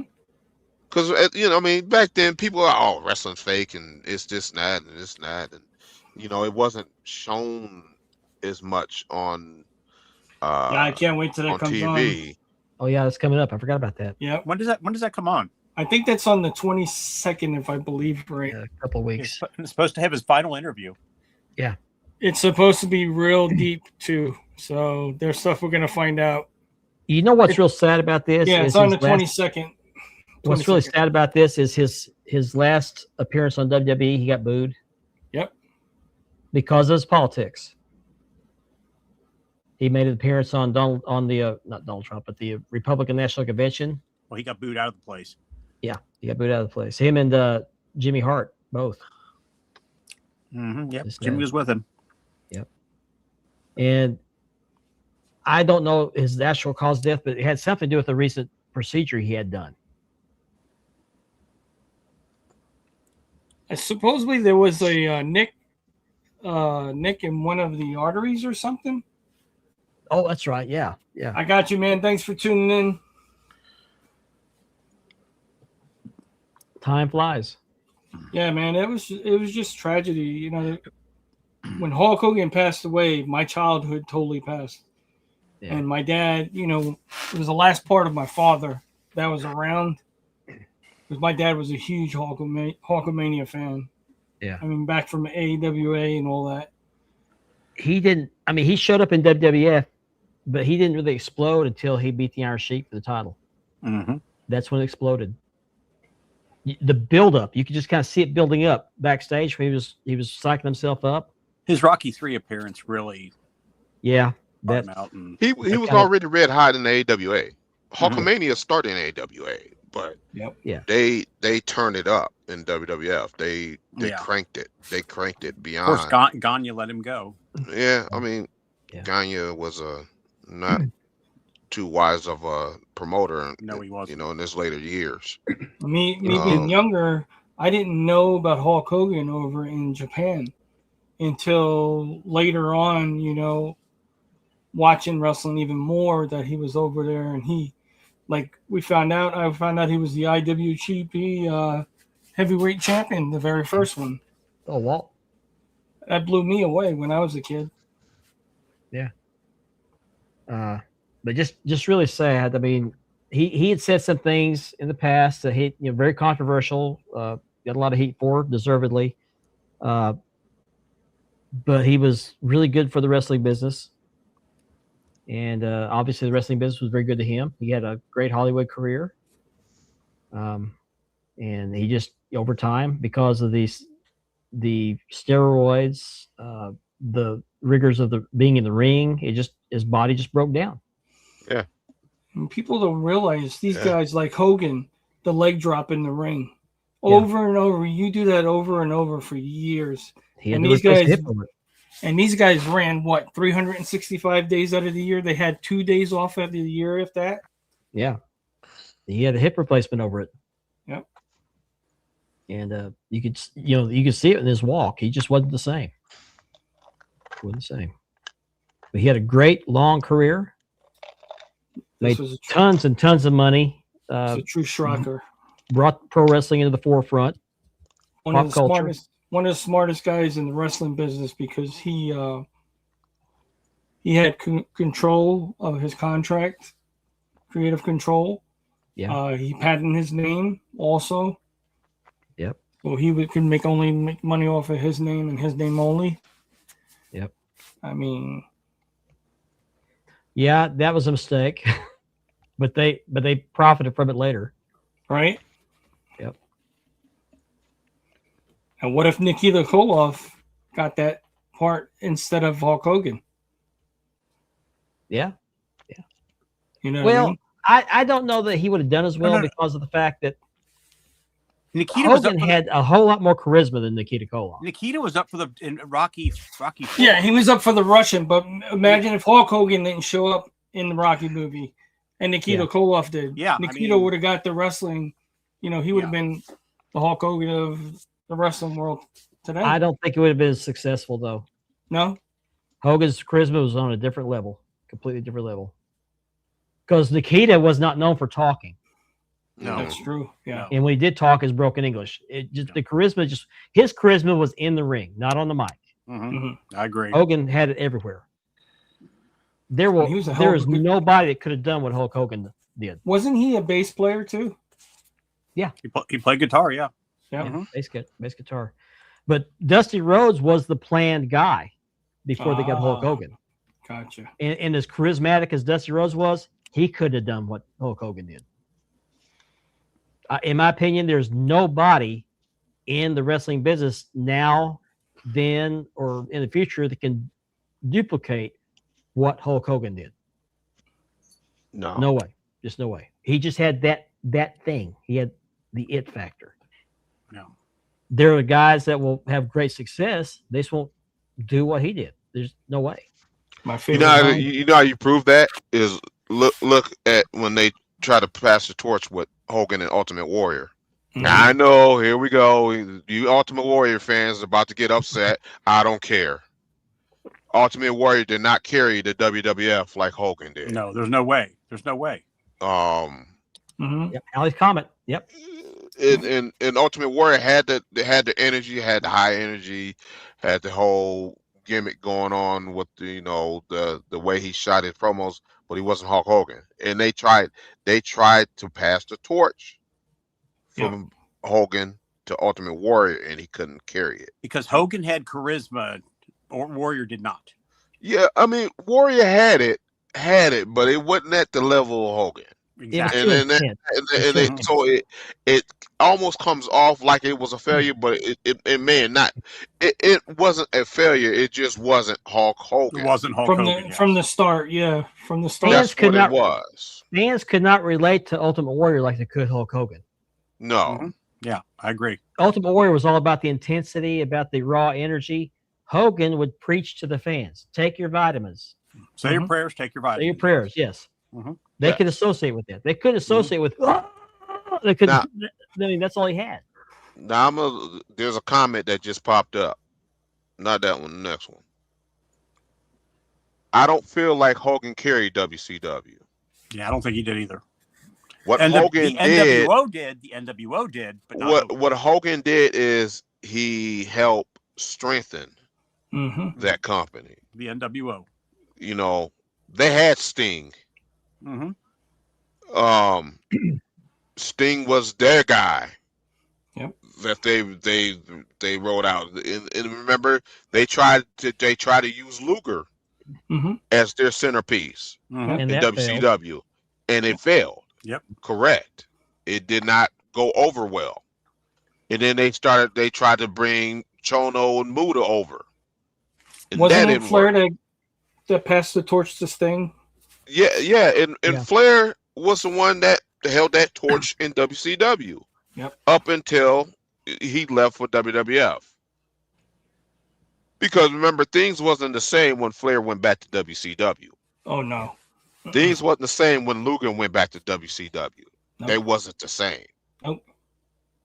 Sting did himself a favor by always staying on that side. Mm-hmm. You had what was called the Billionaires Club. That was Hogan, Nash, and Hall, and all them. Yeah, the WCW tried to put Booker T in that spot, and it wasn't. And Hogan brought a whole different aura to being in that spot. But as far as him going to WCW was starting to work itself in. And needed that guy to help set it off, boost him up. Mm-hmm. Yep. So that is now this is not all inclusive. We left a lot of people out, but those are some notable ones. Mm-hmm. My favorite line from the Rocky movie was "Last Stop Meatball." That was my favorite line, and he threw him out into the audience. Yeah. Hey, and Rocky's going, Adrian, catch me. What did he say? I thought this was a fight. Why you hit me so hard? Exhibition fight, yeah. Oh, you're a wise guy. Yeah. Just to hear the behind the scenes stuff between Hogan and Sylvester Stallone, what Sylvester Stallone said about Hogan. Yeah, that was awesome. And they modeled that scene after the Muhammad Ali and who was the Japanese wrestler he was in the ring with? Antonio Inoki. I think that's what it was. And Antonio Inoki laid on his back the whole time because he knew if he stood up, he'd get knocked out. and Ali didn't know what to do. He'd get up on the turnbuckle like, what are you doing? What are you doing? He didn't know how to approach him. And Ali would move one way and he'd spin around and he'd laying on his back the whole time. But anyway, moving on. I forgot to mention this at the top of the first hour. I got a strap for sale. It is this WWE Shop send-out strap. It's on leather for a kid's size, not Wayne Duel, network logo belt. Now, I forgot the texture behind the center panel. This is a belt that I made for someone who ordered it. When I got it done, she couldn't pay for it. Big surprise. I kind of expected that. And let me put the video up. This is a video close-up of the belt.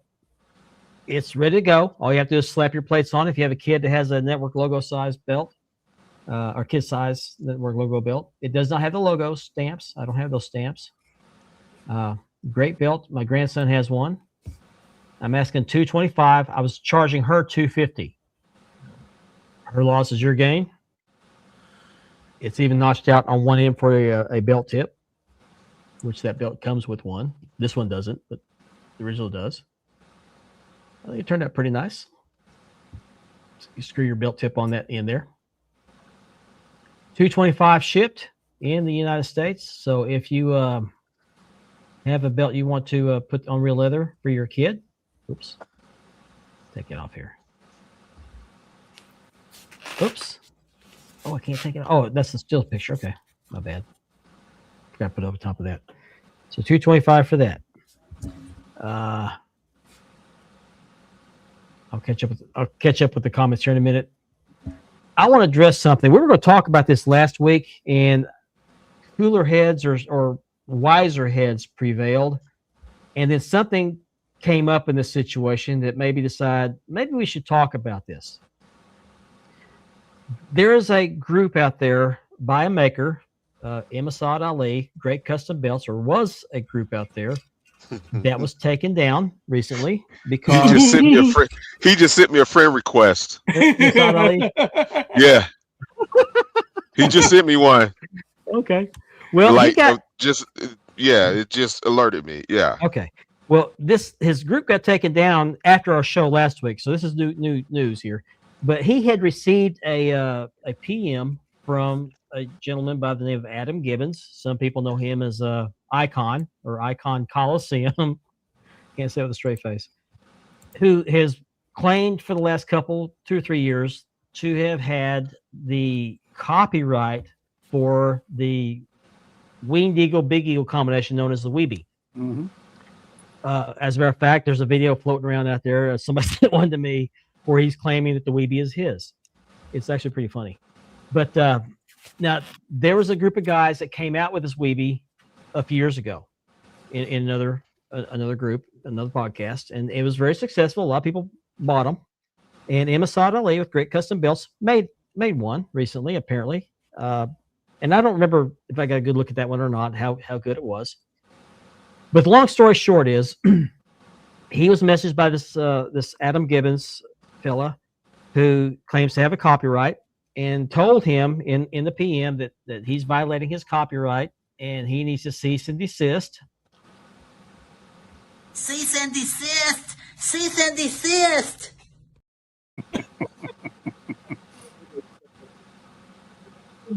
Brother. PM's up here, but he told him, he said, you need to cease and desist making that Weeby because I own the copyright to that belt. You're hurting a lot of people by putting that out there. Not because there's a lot of makers that make that belt. That's not widely ordered. Not a lot of people. There's a big rush on it when it first came out. Not many people ordering this. Mr. Gibbons has apparently an working agreement with Orem of Orem Belts, and this is not a slam on Orem Belts, so I'm not trashing Orem Belts. People have different opinions about Orem Belts. I don't have one myself because I've never dealt with Orem Belts. I hear his work is great. His customer service is somewhat questionable, but he does great work from what I've seen. And he has put out this version of the Weeby, Winged Eagle, Big Eagle. And those red circles are there for a reason. I'll get to that in a minute. But anyway, someone had taken Great custom builds down. And there's several people in the hobby that have issues with that maker. I've never dealt with him, but I reached out to him. Oh, not only did he tell him he had stopped making that belt, he needed to take a video of him destroying any belts he'd produced. And he says, it won't mean anything if you tell me you did it. I want video of you doing that. And so he threatened to take him to court, this and that. So anyway, Orm put a post up with this belt up there. It's a beautiful belt. You can debate that, but I think it's a pretty belt. It's based on the Winged Eagle and the Big Eagle. It's a combination of both belts. I think it's a very nice looking belt, like globes. The leather, from what I understand, is leather's great. And then along with this post, he included a certificate of authenticity signed by Adam. Either is it Adam Gibbons or is that Orm who signed that? It's Orm. Orm, okay. Yeah. But it has Adam Gibbons' name on there as the originator of the artwork. Anyway, he's taken a bootleg design of a belt that was used by WWF and was reintroduced last year with Cody Rhodes with the WWE, the Winged Eagle, combined it with the Big Eagle, and has copyrighted this. Now he's included his copyright number in an angry post when I simply asked, how can you copyright a design when you have a network logo on your work? He said, I had nothing to do with that. The maker did that, this and that. Well, here's the problem. Oh, sorry, wrong one.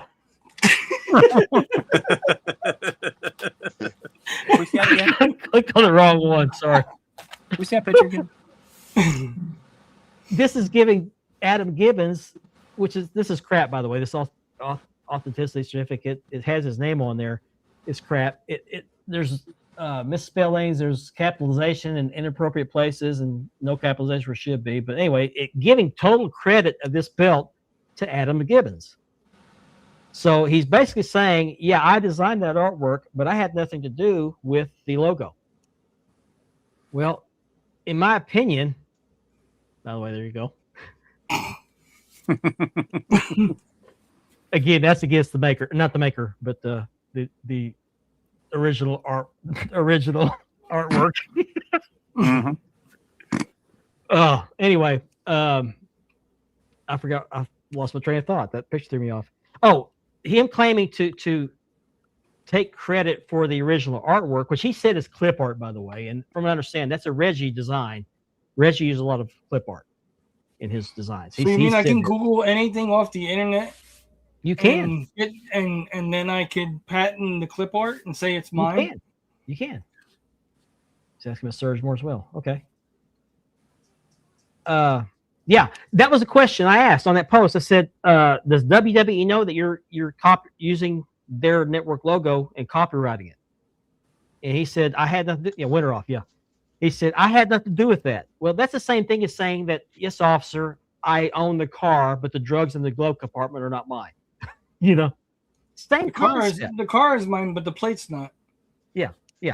So WWE doesn't even use WWF. Right. So how do you think you can? He wanted to know why I didn't ask Dan McMahon that question and a couple other people. Why don't you ask these Classic Shields this and that? Well, the reason why is because Dan McMahon doesn't use their logos. He, like for WCW, he uses WOW. He also uses FWF, not W. Mm-hmm. Just like Fandu did. Fandu belts did the same thing. Their logos. Mm-hmm. That's the difference. And his art, Dan McMahon, now it's arguable. I mean, we're not the greatest fans of each other, but his work is licensed. He has a license for those belts. Mm-hmm. So it just seems funny to me that you could take a Winged Eagle, slap a little Big Eagle stuff on there, and it's still licensed artwork and claim it as yours. Now, I did check. He does have a copyright on file with the Copyright Office.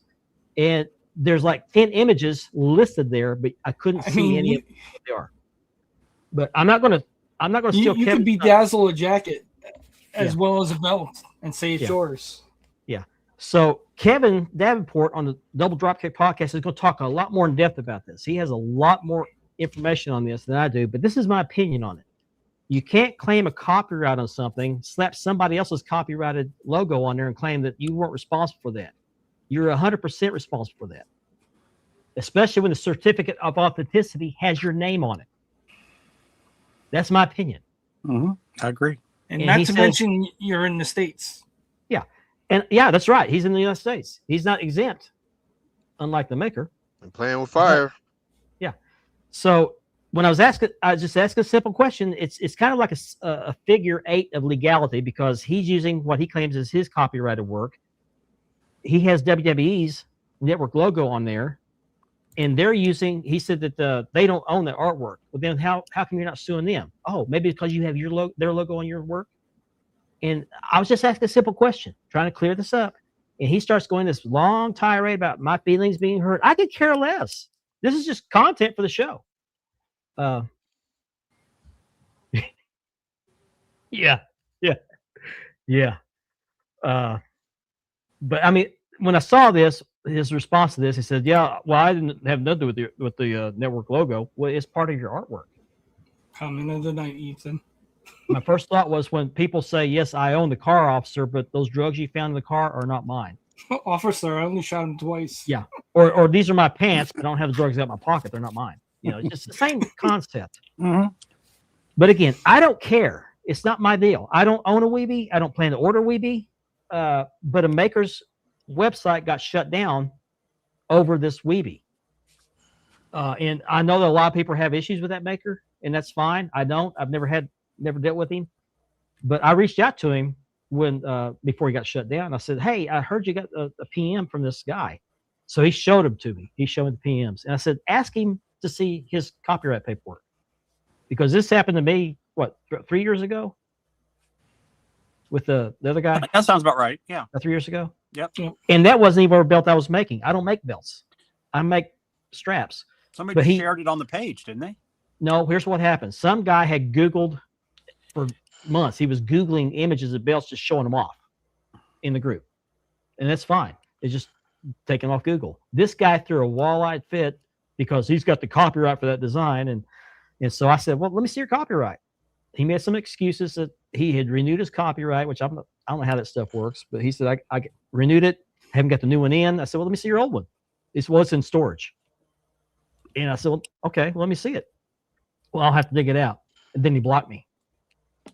So, yeah, they'll be talking about Saturday night on Double Dropkick and a lot more in depth and with a lot more information, because Kevin knows more about the law than I do, because I know nothing about the law except don't speed and don't kill people.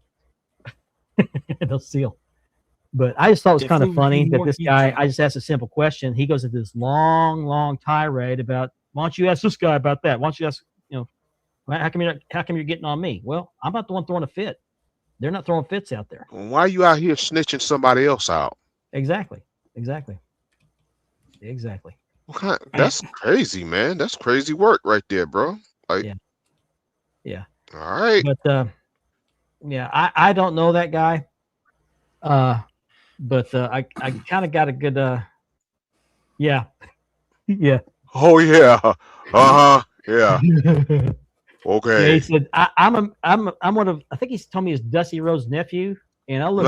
He's his first cousin's second on the left side, up to the right, down the center, in the middle.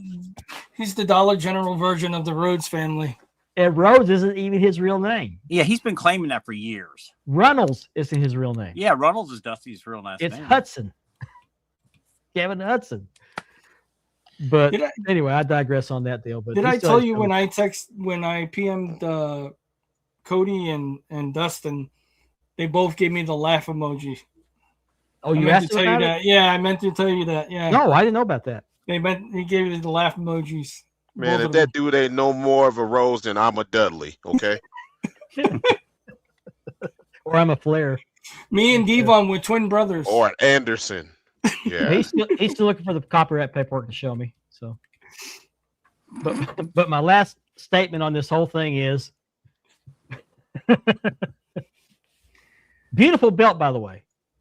I've never dealt with Orm. I've heard people that hate him, people that love him. One time, no more. I've heard his work is great, but his customer service is lacking. But from the pictures I've seen, I mean, it looks like it does really good work. Nice belt, but it's too much going on. I just hope he's grown up. On that belt for me. Yeah. I wouldn't have a Weeby. I'm just a purist, but more power to him. Oh, by the way, speaking of the artwork that's not that's copyrighted, I just found this. That's part of the artwork, isn't it? Ooh, yeah. Property of World Wrestling Entertainment? Really? Weeby 04. Okay. Wow. And again, I'm not getting on Orm for this. He's a maker. He's one of many makers that make this belt. Mm-hmm. My issue is with the guy that claims to own the copyright for it, throwing a fit because other people are making it. Well, he's using a bootleg copy of a network logo. People have been making that Weeby for years. Oh yeah. But that was like the time they came out with the the 10 pounds of gold and the big gold together. Yeah. Yeah. It's a craze. People go crazy over them, and a bunch of people order them, have them made, and then you see it fade away. I call it the WWE 2K game belts. My theory on this is that he saw that Weeby released 3 or 4 years ago. Is that when they came out with 3 or 4 years ago? 5 or 6 years ago. Yeah. Was it before the COVID?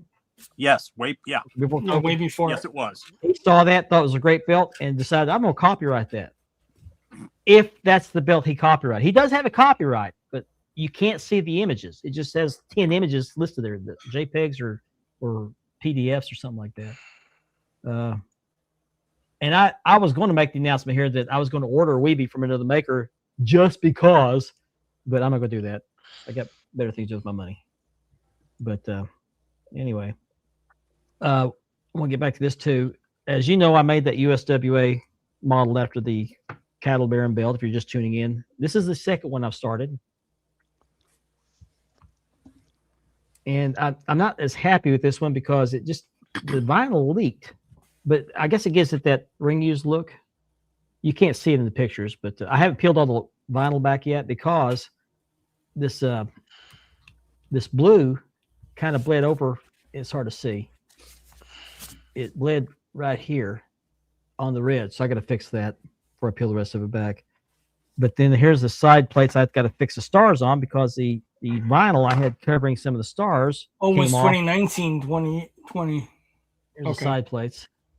But the stars came off of this one here.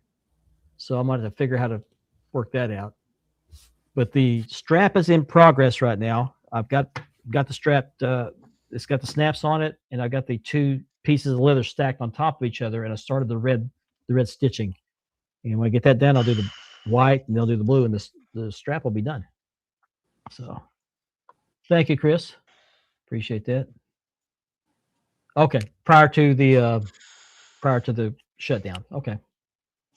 I remember they were a hit. A lot of people lived. Now, wasn't there another concept belt? Oh, it was the Dome Globe and Crumb Ride. What did they call that? Didn't they have a name for that one? I can't. They had a nickname for it. I can't remember what it was. I actually almost bought that belt. Almost did. Wasn't it called the 10? It was called the 10 pounds or something. I can't remember what the nickname for was. It called the 10? Was it called the 10 pounds of big gold? I think something it was like that. Big dome. Some along that line. Yeah. Or big dome or something like. Yeah. Another. Didn't they do an intercontinental belt too? If I remember correctly. Yeah. Matter of fact, I forget who's got. Yeah, I know exactly. Yeah, I can't remember who has it. I forgot. And of course, this is the belt of the week. If you missed the first hour, NWA TV by my alma mater. BA Brian Allen's got that belt. The Intercontinental. Oh, okay. Yeah. This is by my alma mater on my leather. He makes a great NWA TV. I've had this one. This is my first one, I think. And then I had one on Oxblood strap, and I sold that. Maurice Buckner bought off. I think Maurice Buckner bought off. Oh, I bought it. Oh, you bought it. Okay. I bought it. Okay. Here's the back of it. And this is the second re-leather I've done on this belt because the original had the wrong tooling on it. And I can't get this red backing anymore. Tandy discontinued it. But it's the original tooling, or TV I say TV accurate. It's as close to accurate as I You get couldn't it, track that down with another place. I don't know. I could probably get Red Backing somewhere else. It's just a matter of finding it. Red block logos. Mm-hmm. Yep. I don't remember those. That was the Crayola Clark's belts, remember? No, I don't. Okay, Ricky. We'll be praying for you. Keep you in the prayers, man. Yep. Had a loss in the family, so, or someone that was like family, I believe it was. Mm-hmm. So pray for him. Again, check out the Double Dropkick on Saturday night. They're going to talk more in depth about this copyright issue. Kevin has a lot more knowledge about the law, having a law enforcement background and some law background, law education. So he'll be talking a lot more about that. And what else are I going to talk about? Let me pull it back up here. WrestleMania. That's coming up a couple weeks. Yep. Yeah. It's next weekend, right? Yeah. Wow. So. And it's going to be, I don't think anybody's excited about this. It's just, nobody's really getting excited about it. Let's hope they come up with something good tomorrow night. They have to. Yes. There's a lot of talk going on. I'm sorry, McAfee does nothing for me at all. No. That's something else I want to talk about. McAfee, the mystery guy. Oh my Is God. that what they could do? Best they could do? I was so disappointed. It was garbage. Think of the possibilities. They could have had his father on the phone with him. They could have had Ted DiBiase Jr. on the phone with him. There was so many possibilities they could have ran with. McAfee came out and everybody watching that show was like this. McAfee? They might as well brought Bozo the Clown out with balloons in his hand. I'm not a McAfee fan. I'm just not. No. I never liked him. To me, he's just a fanboy. Mm-hmm. Never got out of college in his mind.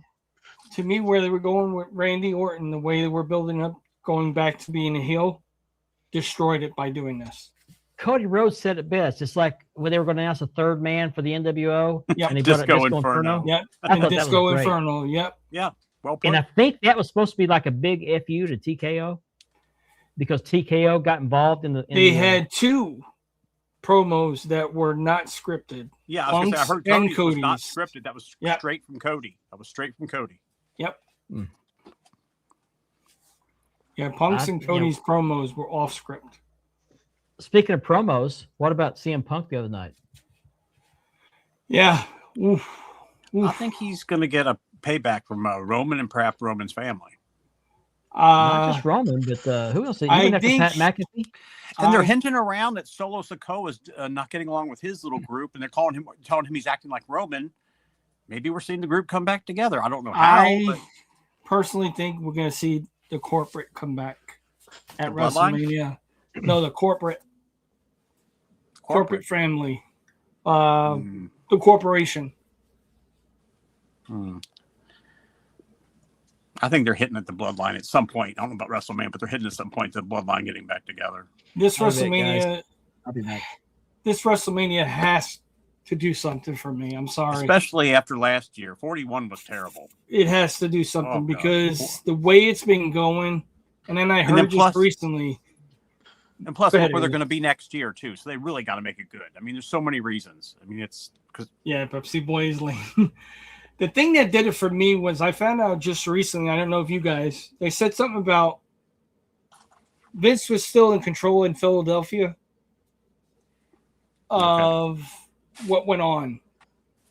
And then right after that is when Triple H took over. And then 40 was a hell of a show. WrestleMania 40 was a great show. Hate it or love it, hate him or love him, Vince McMahon knew what he was doing. He knew how to put on a show. As much as we hated him changing things at the last minute, because he really knew what the fans were wanting. Like I said, they have to make it up to all of us as fans, long-term fans this year. They have to, or it could be the slow start of the beginning of the end. Look at another thing that just took place recently. Tony Khan hated Vince Russo. What happened?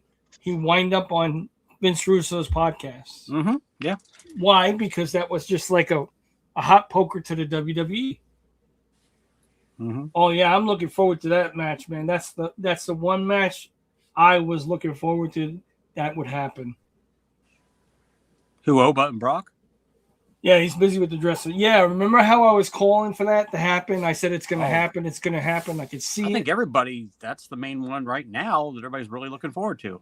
The only thing that took me for a whim was Brock actually putting him over. And I have a feeling, like I said, I have a feeling Brock is going to still win, but he's going to lose and put Omofemi over. I agree. WWE's lost. It's big time lost. Yeah. Because nowhere near where they were 2 years ago. Well, I think TKO is trying to get involved in the booking. Mm-hmm. Wonderful. To be honest with you, I think they are control the booking because the way things were going since WrestleMania in Philly, after WrestleMania in Philly, things have gone down dramatically. Dramatically. The main events last year were just terrible. Terrible. Like Andy said, tomorrow night at SmackDown is their chance to light the fire even more. Mm-hmm. This is the strap I'm working on right now. I started the red thread. Oh, nice. Looks good. I got the snaps and the little leather patch here. Now, do you pre-hole that when you put the thread through it? Yeah, you have to. Yeah, because I don't have if you had a sewing machine, you wouldn't have to do that. But I'm doing it different this time. I did the first one. I stamped the holes on this top piece, and then stamped it again when I glued it to the bottom piece. I'm not doing that all over again, so I'm just going to do it one shot, and I glued them together, kind of glue them together, kind of come apart, but the threads will hold it. Jim, I'm looking forward to that if that happens. That's definitely what I'm looking forward to right there if that happens. But this one's going to be for sale, and I got enough brass to do one more. I have to get a little bit more leather, but is Suk going to sell it for you? Yeah. Yeah. Yeah, he is. Yeah, Suk Madik. His brother's name is Suki. Yeah, that would be a shocker right there if Vince came out. His brother's name is Stroke. Oh, Mark. Stroke. We're now number two.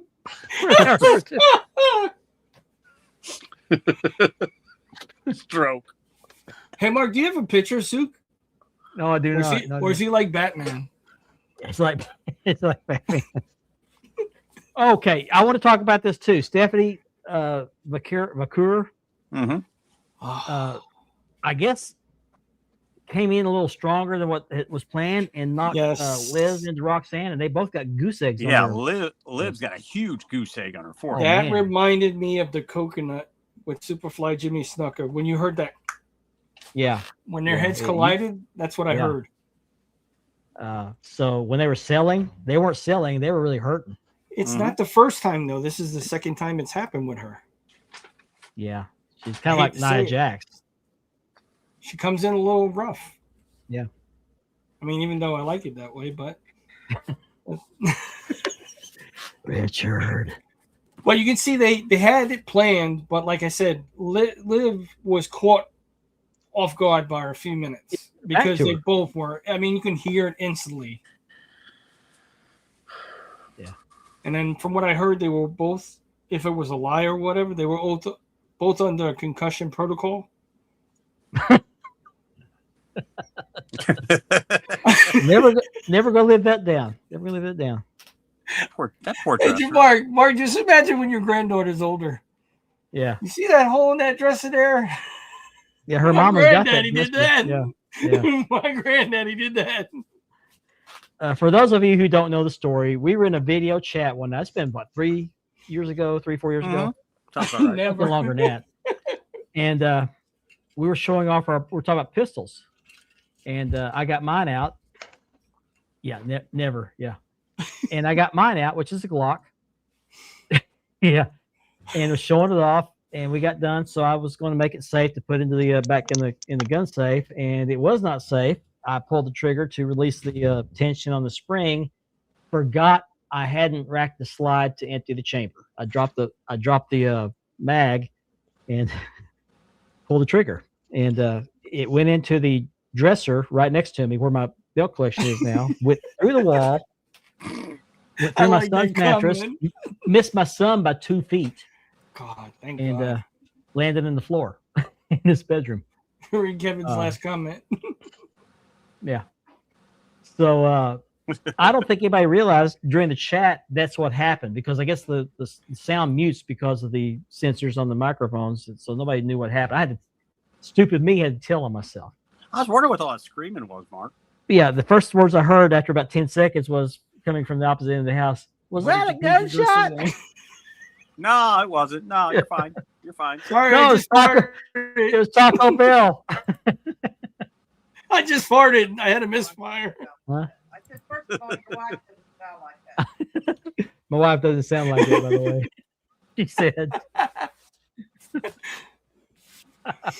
The bullet hole's still in the drawer. I gotta figure out how to fix that. But my daughter now has a dresser, and I no longer empty my gun. I think you need to autograph it. Grandpa was here. It's a piece of history, Mark.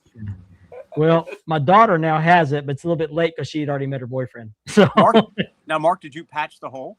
No, I need to. Man. I need to.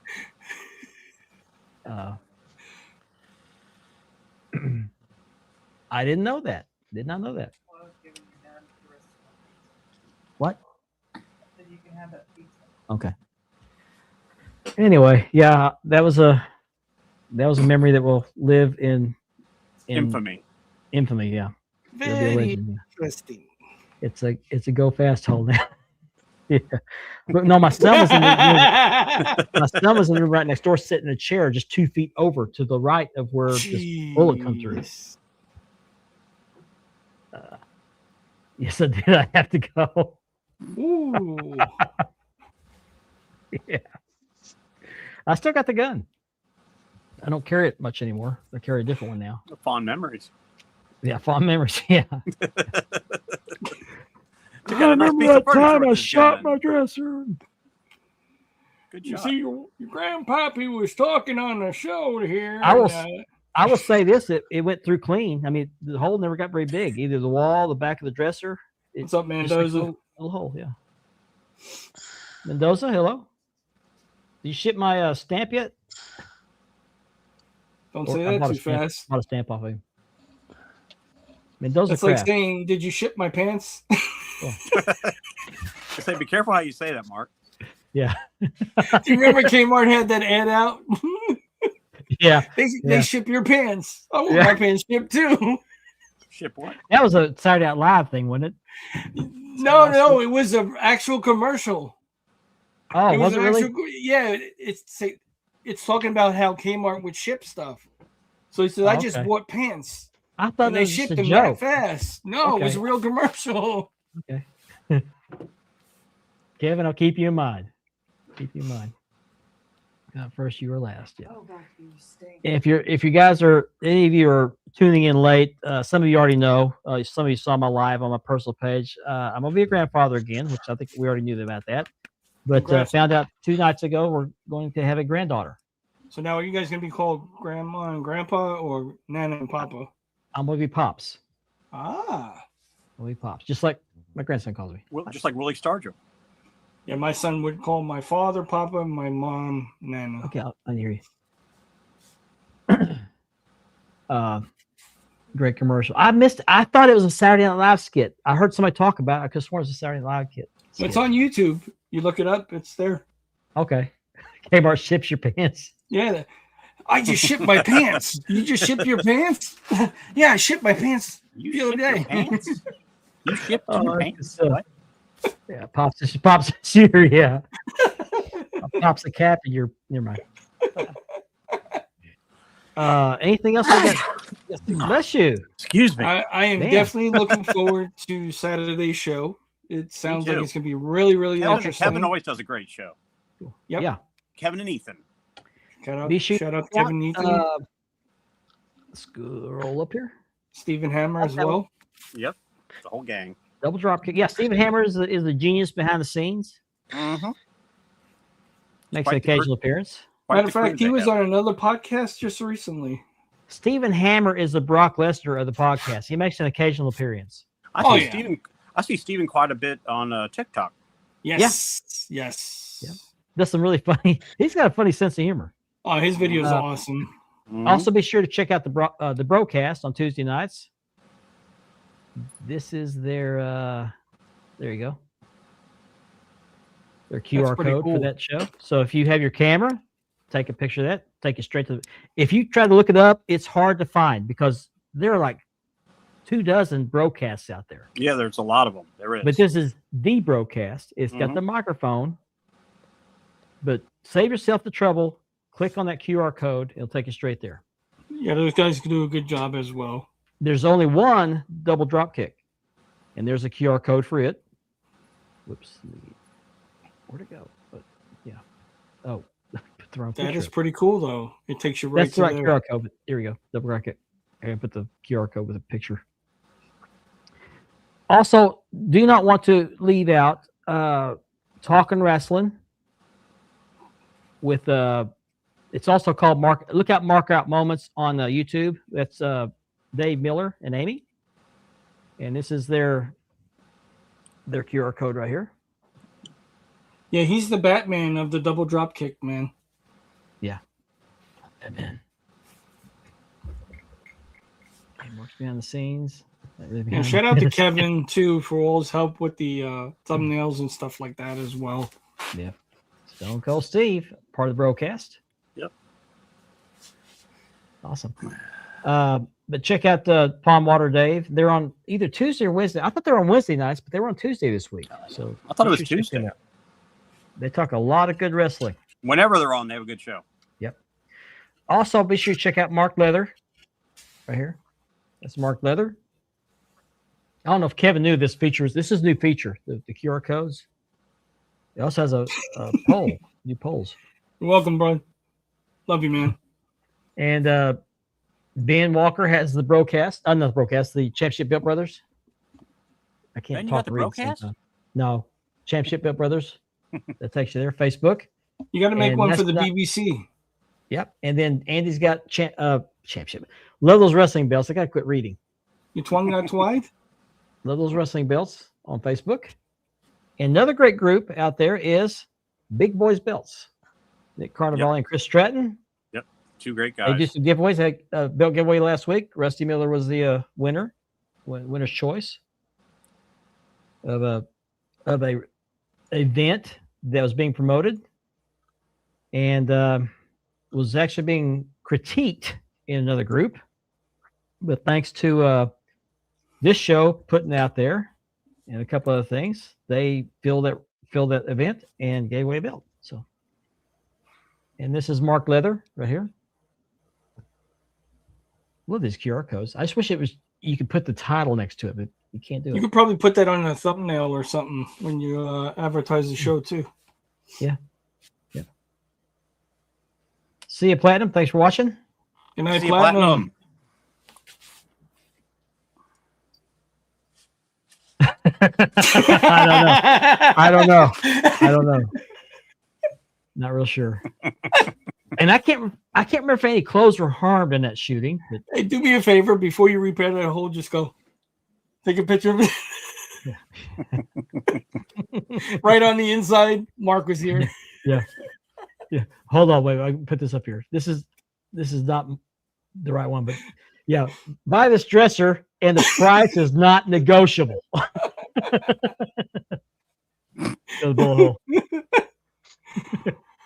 Oh man, Chris, if you do, send it to me. I'll show your new belt day next week. Awesome. Yeah, send us a video, post it in the group, man. Yeah, or just a picture, and I'll put it up for the belt of the week next week. Well, not belt of the week, new belt day. I think we're gonna have belt of the week with Ben next week. All right, he's got one. So sounds good. Shoot me that video, Ben. Okay. Do we have any ideas for topic next week? We came up with this one last week, but We do our best thinking over the weekend. You notice that? How about our WrestleMania predictions? Yeah, let's do our WrestleMania predictions and maybe our fondest memories of WrestleManias. There we go. I haven't seen memories of WrestleManias. So let's do a WrestleMania preview. There we go. There you go. There you we'll go. Leave out, it'll be McAfee free. I tell you, I even show you part of my BBC. Woo! Ben, I don't think the screen's gonna be big enough. Ben, we don't have a big enough screen for that. We don't have the budget. There's no screen big enough, Ben. Come on. Mark doesn't have the budget for that big. Everybody wants to see Big Ben's collection. I'm gonna have to order more cloud space. We're gonna have to call NASA to see if we can borrow their lens. The band length's gonna have to go on for miles. Yeah, Chris, we'll talk about that. For now, let's just do a picture. I don't know. I hadn't heard about that. No, we're not boycotting, but they gotta. Somebody wasn't paying attention to what I said. Yeah. Retract that statement now. They gotta make it up to us. That ain't not what I said. Here you go. I think we should end the show because somebody's getting ready to make up something. on that note, we're going to end the show because we're at the end of our time. In fact, we're over a minute. So join us next week. We'll have a WrestleMania preview and some predictions, and we'll see you next week on Spanning the Globe. Good night, everybody.